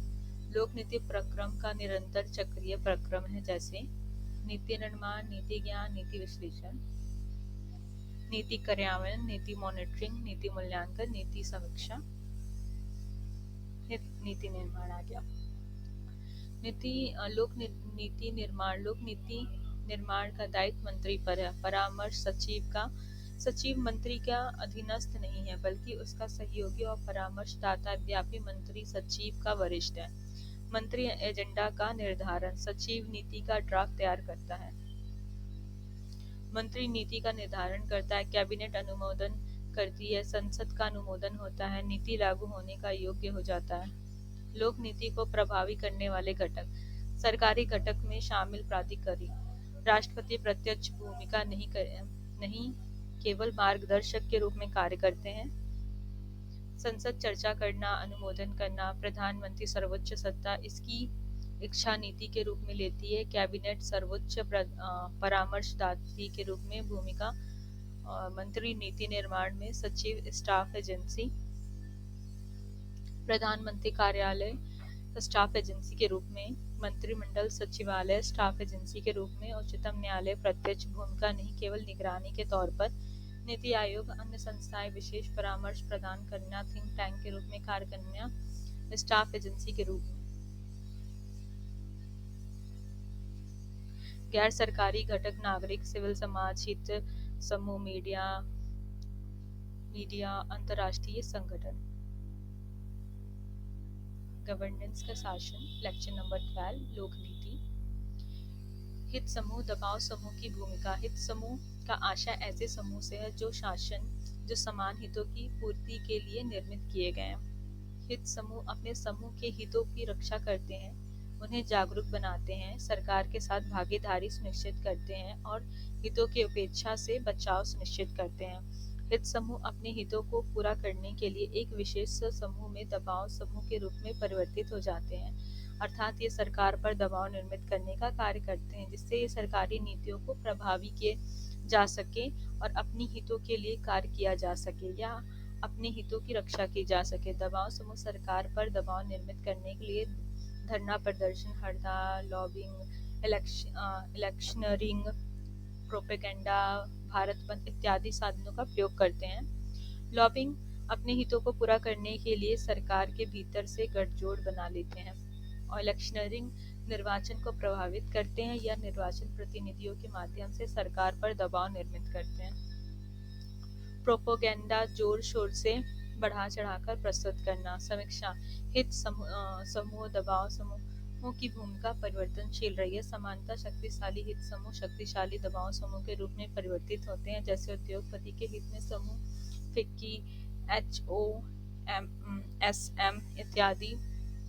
किसानों के हित के समूह प्रायः कमजोर रहे हैं, अतः ये शक्तिशाली दबाव समूह के रूप में काम परिवर्तित होते रहे हैं, किंतु जब भी ये शक्तिशाली दबाव समूह बना सकें नीतियों को प्रभावित कर रहे हैं, जैसे किसान आंदोलन के कारण किसान कानून को वापस ले लिया जाना।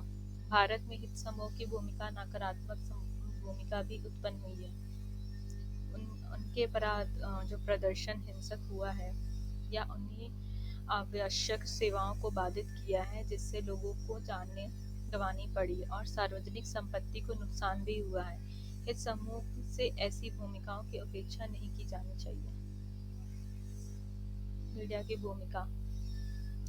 मीडिया लोकतंत्र का चौथा स्तंभ कहलाता है क्योंकि यह सरकार के अंगों की भांति लोगों की हितों की पूरा करने में शासन की गुणवत्ता का सर्वोत्तम सहायक है। लोक नीति के निर्माण में मीडिया की भूमिका निम्नलिखित तरीके से समझ सकते हैं। जनता और सरकार के बीच का संबंध की स्थापना, जनता के हितों का समस्याओं को सरकार तक पहुंचाना, अपेक्षित मुद्दों को प्रकाश में लाना और जिससे सरकार की नीति निर्माण के लिए पहल कर सके। सरकार के द्वारा उठाए जाने कदमों को विषय में जनता को सूचित करना, नीति के निर्माण या संशोधन के लिए एक फीडबैक तंत्र के रूप में कार्य करना। मीडिया ने इस दिशा में अपनी प्रभावी भूमिका का निर्वाह किया है, किंतु कुछ कमियां इसकी भूमिका को कमजोर करती रही। मीडिया पर पेड न्यूज के आरोप लगते रहे। कुछ मीडिया की भूमिका में कभी कभी राजनीतिक झुकाव दिखाई पड़ने लगे हैं। मीडिया के जनहित को ध्यान में रखने के बजाय अपनी लोकप्रियता पर ध्यान में रखकर खबरें प्रकाशित करने लगा है। कभी कभी सूचनाओं को तोड़ मरोड़ कर प्रस्तुत किया गया है। अब मीडिया पर नियंत्रण की आवश्यकता महसूस की जा रही है, जिससे कि वह निष्पक्ष भूमिका का निर्वहन कर सके और इसके लिए स्वतंत्र विनियामक संस्था का निर्माण जरूरी है। नीति निर्माण में बाधाएं। ब्रिटिशकालीन कार्य संस्कृति का होना, नीति निर्माण का सृजनात्मकता का अभाव, अर्थात भारत में नीतियों का नवोन्मेष में कमी रही है। भारत में नीति निर्माण परंपरागत मॉडल उपयोग में लाए जाते हैं। आधुनिक मॉडल का अभाव रहा है, जैसे वृद्धिकारी मॉडल का उपयोग। इस मॉडल के अनुसार नीति के नए सिरे से नहीं बनाई जाती है, जबकि पुरानी नीतियों को कुछ नई नीतियों ने जोड़कर नीति बना दी जाना। नीति निर्माण की प्रक्रिया क्रियाशील और जोखिम लेने की क्षमता का अभाव है। नीति आयोग ने अपनी रिपोर्ट में कहा है कि सचिव पद पर बैठे व्यक्ति को पोस्ट रिटायरमेंट बेनिफिट्स के लिए नीतियों के निर्माण की प्रक्रिया के प्रति उदासीन रहे हैं। यह भारत के संपूर्ण नीति निर्माण तंत्र को कमजोर बना दे रहा है। नीति निर्माण की प्रक्रियाओं में जन भागीदारी का अभाव रहा है।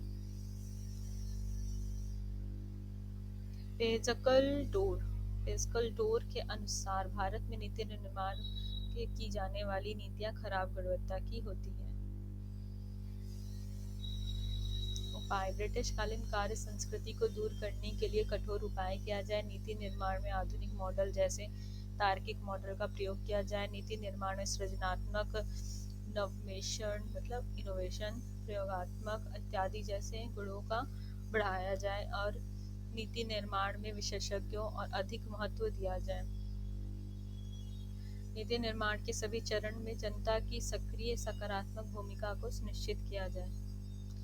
लोक नीति क्रियान्वयन। लोक नीति का लाभ लक्षित समूह तक पहुंचना। इसकी क्रियान्वयन का दायित्व लोक सेवक पर होता है, जिसका लाइन ऑफ स्टाफ एजेंसी के रूप में जाना जाता है। इसकी निगरानी वरिष्ठ लोक सेवा या मंत्री द्वारा की जाती है। लोक नीति क्रियान्वयन को प्रभावित करने वाले घटक। सरकारी घटक, गैर सरकारी घटक। सरकारी घटक में शामिल प्राधिकारी, संसद, प्रश्न पूछना, प्रस्ताव लाना, चर्चा करना, अनुमोदन करना। प्रधानमंत्री सर्वोच्च सत्ता इसकी इच्छा नीति के रूप लेती है। कैबिनेट सर्वोच्च परामर्शदर्शी के रूप में भूमिका। मंत्री नीति निर्माता, वरिष्ठ लोक सेवक निगरानी का कार्य करता है, जबकि क्षेत्राधिकारी वास्तविक क्रियान्वयन करते हैं और निर्णय लेते हैं। नागरिक निगरानीकर्ता के रूप में प्रधानमंत्री कार्यालय। मंत्रिमंडलीय सचिव स्टाफ एजेंसी के रूप में उच्चतम न्यायालय प्रत्यक्ष रूप में भूमिका नहीं, केवल भ्रष्टाचार, कानून, तथ्य, प्रक्रिया को गलत प्रयोग में निगरानी के तौर पर। नीति आयोग और अन्य संस्थाएं विशेष परामर्श प्रदान करना, थिंक टैंक के रूप में कार्य करना, स्टाफ एजेंसी के रूप में, गैर सरकारी संगठक, निगरानी, सिविल समाज, हित समूह, मीडिया एनजीओ की भूमिका दो प्रकार की भूमिकाओं का निर्वहन करती है। वे सिविल समाज के रूप में भूमिका का निर्वहन करते हैं, जो कि नीतियों के क्रियान्वयन का सजग और प्रभावशील बनाता है। वर्ष 2007 में स्वैच्छिक संगठनों पर राष्ट्रीय नीति की घोषणा के बाद एनजीओ को सामाजिक कार्यक्रम क्रियान्वयन के प्रत्यक्ष रूप में भागीदारी बनाया जाने लगा। वे सरकारी धन का प्रयोग करते हैं और लक्षित समूह के लिए सरकारी विभागों की भांति नीतियों का क्रियान्वयन करते हैं। इस प्रकार नीतियों के क्रियान्वयन के लिए सरकार के समानांतर संगठन के रूप में कार्य करते हैं। नीति क्रियान्वयन में एनजीओ की भूमिका बढ़ने से बेहतर परिणाम प्राप्त होने लगे हैं, जैसे पोलियो निर्मूलन कार्यक्रम की सफलता। किंतु एनजीओ की भूमिका भ्रष्टाचार, अनियमितताएं जैसे शिकायत सामने आने लगी है। इन्होंने विनियमित करने का प्रयोग करना चाहिए। नीतियों के क्रियान्वयन में मीडिया की भूमिका। सरकारी नीतियों का प्रचार प्रसार करना और लोगों को नीतियों के बारे में जागरूक बनाना। नीतियों के क्रियान्वयन में जन भागीदारी कैसे सुनिश्चित की जाए यह बताना। नीतियों के क्रियान्वयन में पारदर्शिता और जवाबदेही लाना। क्रियान्वयन के दौरान भ्रष्टाचार और अनियमितताओं के मामलों में उजागर करना, जिससे नीतियों का प्रभावी क्रियान्वयन सुनिश्चित की जा सके।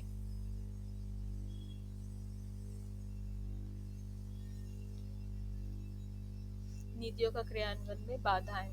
भ्रष्टाचार, अधिकारियों के मंत्रियों और अपराधियों के साथ भ्रष्ट गठजोड़, ब्रिटिशकालीन अभिजातवादी कार्य संस्कृति के लक्षण। नीति व्यक्तियों का दोषपूर्ण व जटिलपूर्ण तरीके से निर्मित किया जाना, अर्थात नीतियों की व्याख्या प्रायः अस्पष्ट, जटिल एवं शब्दों में आडंबर से युक्त होते हैं। परिणाम स्वरूप क्षेत्रीय अधिकारियों को नीतियों की व्याख्या करने और लागू करने और चुनौतियों का सामना करना पड़ा है। जनता के मध्य जागरूकता का अभाव, क्रियान्वयन के स्तर पर जन भागीदारी का अभाव। एनजीओ की भूमिका में भ्रष्टाचार की भूमिका बढ़ोतरी, पारदर्शिता और जवाबदेही का अभाव, प्रभावी फीडबैक तंत्र का अभाव। उपाय। भ्रष्टाचार और अपराध के प्रति जीरो टॉलरेंस की नीति, कठोर और तीव्र प्रशासनिक सुधार किए जाए, नई कार्य संस्कृति निर्मित की जाए, नैतिक मानदंडों पर आधारित रहे। सिविल सेवाओं की क्षमता में वृद्धि की जाए, इसके लिए प्रशिक्षण कार्यक्रम में परिवर्तन की जाए, पारदर्शिता और जवाबदेही में वृद्धि की जाए, जनता की सक्रिय और सकारात्मक भागीदारी को सुनिश्चित की जाए, भागीदारी सुनिश्चित करने की प्रभावी अवसर उत्पन्न किए जाएं।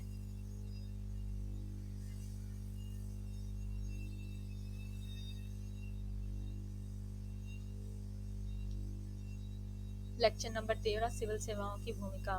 भाग 1। लोक सेवा या ऐसी सेवा है जो सभी को दी जाती है, अर्थात इसका उद्देश्य सार्वजनिक होता है या सभी के लिए होती है, जो सार्वजनिक क्षेत्र में केंद्रित होती हैं। सैनिक सेवा, इसका संबंध रक्षा में से होता है, अर्थात यह सुरक्षा संबंधित कार्यों को देखता है। इसके अंतर्गत सीडीएस तथा एनडीएस के माध्यम से लोगों की भर्ती के लिए परीक्षा कराई जाती है। असैनिक सेवा दूसरी सेवा के रूप में असैनिक सेवाएं होती हैं। इसे नागरिक सेवा के रूप में जानते हैं और इसके लिए सिविल सेवा की भूमिका भी कहा जाता है। सिविल सेवाओं की भूमिका, ये सामाजिक व्यवस्था की धुरी है। ये सामाजिक आर्थिक विकास का एक साधन है। इन्हें हम परिवर्तन का एजेंट कहते हैं। ये आर्थिक परिवर्तन एवं स्थिर के मध्य संतुलन स्थापित करते हैं। इसका कार्य को यह नीतियों के माध्यम से करते हैं, जिसके अंतर्गत नीतियों को बनाकर उसका सफल क्रियान्वयन करते हैं। इसके अंतर्गत कानून व्यवस्था का संरक्षण किया जाता है, जिससे कानूनों का क्रियान्वयन एवं शांति सौंदर्य की स्थापना करना शामिल है, या सभ्यताओं के संरक्षक की भूमिका का भी निर्वहन करते हैं। इस संदर्भ में डुनहम ने कहा है कि यदि हमारी सभ्यता असफल होती है तो वह प्रशासन की असफलता का परिणाम होगा।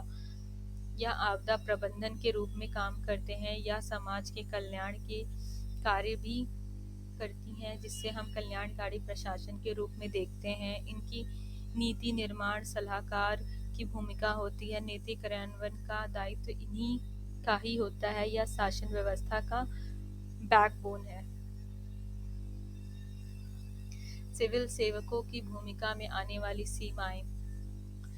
भारत में ब्रिटिश कालीन कार्य संस्कृति लक्षणों का विद्यमान होना, जैसे ब्रिटिश काल के कानून, नियम एवं उनकी कार्य प्रणाली, इनमें अभिजात वर्गीय लक्षण पाया जाता है। सिविल सेवकों में भ्रष्टाचार व्याप्त होता है।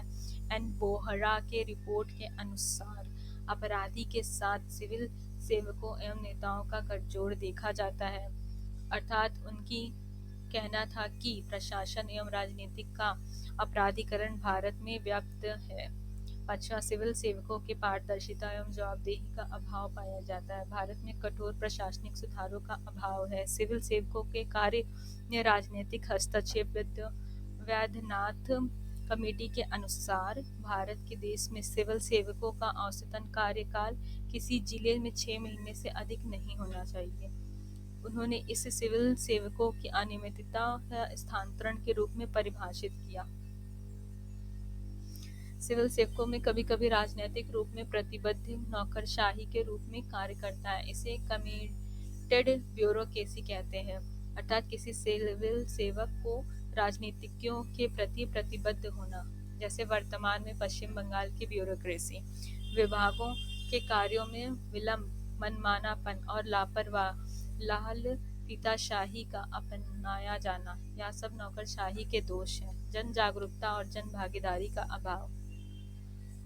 सिविल सेवकों की भूमिका में सुधार करने के उपाय: भ्रष्टाचार अपराधीकरण के प्रति जीरो टॉलरेंस की नीति को लागू किया जाए, प्रशासन में पारदर्शिता एवं जवाबदेही को बढ़ावा दिया जाए। इसके लिए ब्रिटिश कालीन संस्कृति को समाप्त की जाए, अर्थात उनमें संशोधन किया जाए एवं उसके स्थान पर नई कार्यों की संस्कृति को अपनाया जाए। सामुदायिक शासन, सामुदायिक प्रशासन एवं सामुदायिक पुलिसिंग को प्रोत्साहन दिया जाए। इनके प्रति लोगों की भागीदारी एवं लोगों के विश्वास में वृद्धि की जाए। नौकरशाही के दोष का निवारण करने की नौकरशाहों को निरंतर समीक्षा की जाए एवं उनमें सुधार किया जाए। सिविल सेवकों को राजनीतिक हस्तक्षेप से बचाया जाए। द्वितीय प्रशासनिक सुधार आयोग से सिफारिश को लागू की जाए। सिविल सेवकों की भर्ती, प्रशिक्षण इत्यादि में परिवर्तन किए जाए। संस्थानन समिति ने कहा है कि सत्यनिष्ठा, ईमानदारी इत्यादि से ऐसे गुण नहीं है जिसे सिविल सेवाओं से भर्ती के पश्चात सिविल सेवकों के सिखाया जा सके। सिविल सेवकों के नैतिक साहित्य का निर्माण किया जाए। सिविल सेवकों के लिए बनाई गई आचरण संहिता को अपडेट किया जाए। विभिन्न सेवाओं और सेवा शर्तों को तर्कसंगत बनाया जाए। सिविल सेवाओं की भूमिका। अनुच्छेद 311 का मुद्दा। अनुच्छेद 311 सिविल सेवकाओं की संवैधानिक संरक्षण प्रदान करता है, जिससे वे निर्भीक एवं निष्पक्ष होकर अपनी भूमिकाओं का निर्वहन कर सकें और राजनीतिक हस्तक्षेप से मुक्त रहें। अनुच्छेद 311 के भीतर निम्नलिखित 2 प्रकार के संरक्षण उपलब्ध कराए गए हैं। किसी सिविल सेवकों के विरुद्ध कई कार्यवाही पद अवनति या पदच्युत नियुक्ति करने वाले प्राधिकारी द्वारा की जाएगी। कार्रवाई से पूर्व जांच कराई जाएगी। जांच में सिविल सेवक को अपनी पक्ष रखने की युक्त अवसर दिए जाएंगे। विवाद संस्थानन समिति से लेकर तृतीय प्रशासनिक सुधार आयोग तक सुधार संबंधी समितियों ने यह सिफारिश की है कि अनुच्छेद 311 को समाप्त कर दिया जाना चाहिए, क्योंकि इसने भ्रष्टाचार के मामलों में कार्यवाही को जटिल और विलंबकारी बना दिया है, जिससे परोक्ष रूप से भ्रष्टाचार को संरक्षण मिल रहा है। इन सिफारिशों के अनुच्छेद 311 के प्रावधानों को विवादित बना दिया है। निष्कर्ष: अनुच्छेद 311 के समाप्त करने से सिविल सेवाओं को तटस्थता या निष्पक्षता प्रभावी होगी और सिविल सेवकों की राजनीतिक हस्तक्षेप में वृद्धि होगी, जिससे सिविल सेवकों के निर्भीक और निष्पक्ष रूप से कार्य करना कठिन हो सकता है। अतः अनुच्छेद 311 संविधान में बने रहना चाहिए। भारत भ्रष्टाचार के मामले में कार्यवाही करने के लिए प्रक्रियात्मक सुधार करके इससे प्रभावी बनाया जा सकता है। अनुच्छेद 311 में वर्णित अपवादों का सहारा लिया जा सकता है। अनुच्छेद 311 के अनुसार निम्नलिखित 3 दशाओं में जांच करना आवश्यक नहीं होगा: जब सिविल सेवकों को किसी अपराध में दोषी सिद्ध किया गया हो, जब समक्ष प्राधिकारी लिखित रूप से यह प्रमाणित करे कि जांच कराना तर्कसंगत नहीं है, जब राष्ट्रपति या राज्यपाल यह प्रमाणित करे कि जांच कराना राज्य की सुरक्षा के हित में नहीं है। तटस्थता, न्यूट्रलिटी, इसका अर्थ है कि राजनीतिक निष्पक्षता से लिया जाता है, अर्थात सिविल सेवकों की राजनीतिक रूप से निष्पक्षता रखते हुए अपनी भूमिकाओं का निर्वहन करना चाहिए। यह सिविल सेवाओं को गुणवत्ता प्रदान बनाती है। सिविल सेवाओं की राजनीतिक अभिनीति से मुक्त रखती है, जिससे सिविल सेवकों की राष्ट्र हित और लोक हित के प्रति समर्पित होकर कार्य कर सकें और राजनेताओं को गलत राजनीति एजेंडों से देश की रक्षा कर सकें। हमारी दूसरी ओर मंत्रियों की भी यह विश्वास कर रहता है कि उन्हें निष्पक्ष सिविल सेवकों की सेवाएं मिलती रहेंगी। अतः नौकरशाही में जनक मैक्स वेबर ने तटस्थता के सिविल सेवकों का सबसे आकर्षण गुण माना है। उन्होंने कहा है कि व्यक्ति निष्पक्ष व्यवस्था का नाम दिया। भारत, अमेरिका और ब्रिटेन इत्यादि देशों में सिविल सेवकों की तटस्थता अपनाई गई है। भारत में सिविल सेवाओं को तटस्थ बनाने के लिए सिविल सेवाओं के राजनीतिक अधिकार प्रतिबंधित किए गए हैं। इसके उद्देश्य के लिए सिविल सेवकों के आचरण नियमावली का निर्माण किया गया है और उससे में प्रावधान किया गया है कि कोई भी सिविल सेवक किसी राजनीतिक दल की सदस्यता ग्रहण नहीं कर सकता है, वह किसी राजनीतिक दल के पक्ष में प्रचार प्रसार नहीं कर सकता और न ही धन एकत्र कर सकता है। वह सार्वजनिक रूप से कोई राजनीतिक वक्तव्य नहीं दे सकता। वह चुनाव मतदान कर सकता है किंतु किसी वोट दिया या सार्वजनिक नहीं कर सकते। यदि उसके परिवार का कोई सदस्य किसी राजनीतिक दल की गतिविधियों में भाग लेता है तो इसके लिए वह लिखित सूचना उस सरकार को देनी होगी। समीक्षा।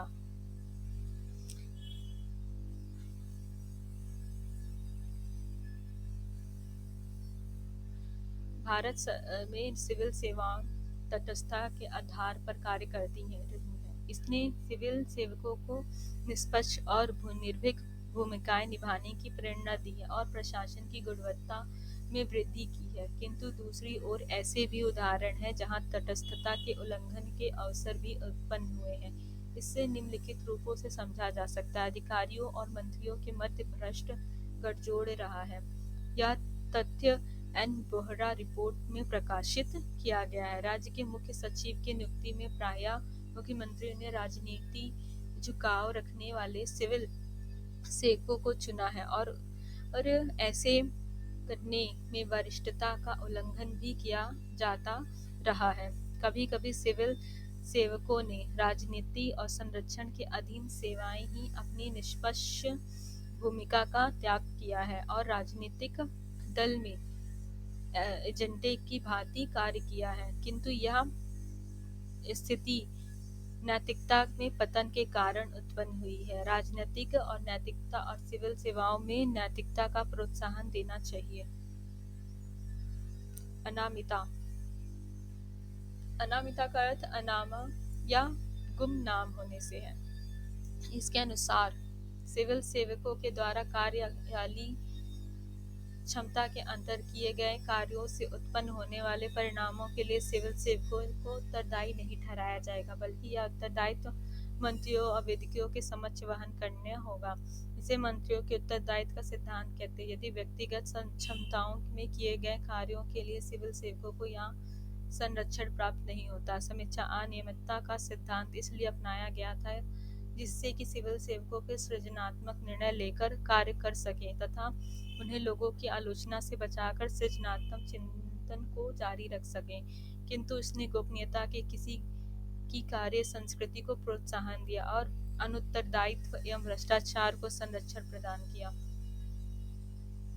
वर्तमान युग में पारदर्शिता और जवाबदेही का युग है जो कि अनियमितता का विरोधी है। अतः अनियमितता को समाप्त किए जाने की आवश्यकता अनुभव की जा रही है। सिविल सेवाओं में सक्रियतावाद।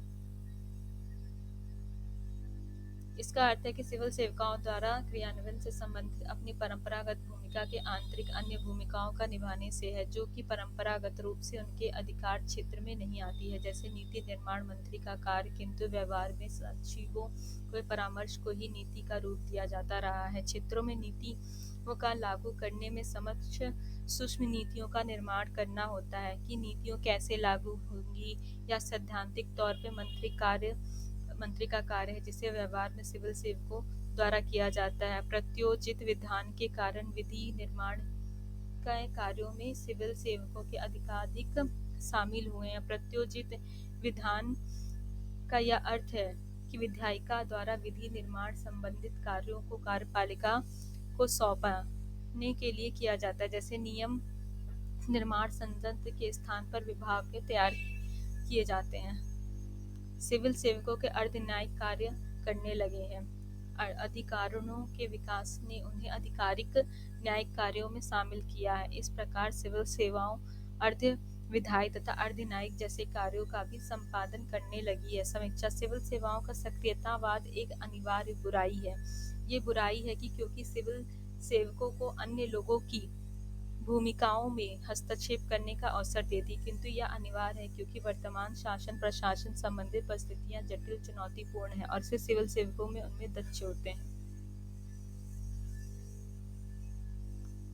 15 लेक्चर, ये लास्ट लेक्चर है। सिविल सेवाओं की भूमिका, भाग 3। पार्श्विक प्रवेश। सिविल सेवाओं में उच्च पद संगठन के भीतर पदोन्नति के माध्यम से भरे जाते हैं, किंतु पार्श्विक प्रवेश के इसके विपरीत उच्च पदों पर सीधे बाहर से भर्ती होती है, अर्थात खुले बाजार से विशेषज्ञों को सीधे उच्च पद पर तैनाती दी जाती है। यह पार्श्विक प्रवेश कहा जाता है। भारत में द्वितीय प्रशासनिक आयोग और नीति आयोग के परामर्श में 2018 में पार्श्विक प्रवेश को लागू किया गया। वर्तमान केंद्रीय सचिव के संयुक्त सचिव के स्तर पर पार्श्विक प्रवेश के माध्यम से नियुक्ति दी जाती रही है। महत्व, इसने नीति निर्माण विशेषज्ञता में वृद्धि होगी। नीति निर्माण सृजनात्मक नवोन्मेष और नए प्रयोगों के स्थान पर दिया जा सकेगा। नीति आयोग ने अपनी सिफारिश में कहा है कि सचिव पद का औसतन कार्यकाल 2 वर्ष का होता है। रिटायरमेंट के चुनौती से बचने के लिए वे नीतियां बनाने में कोई रिस्क नहीं लेना चाहते, अतः यह गुणवत्ताहीन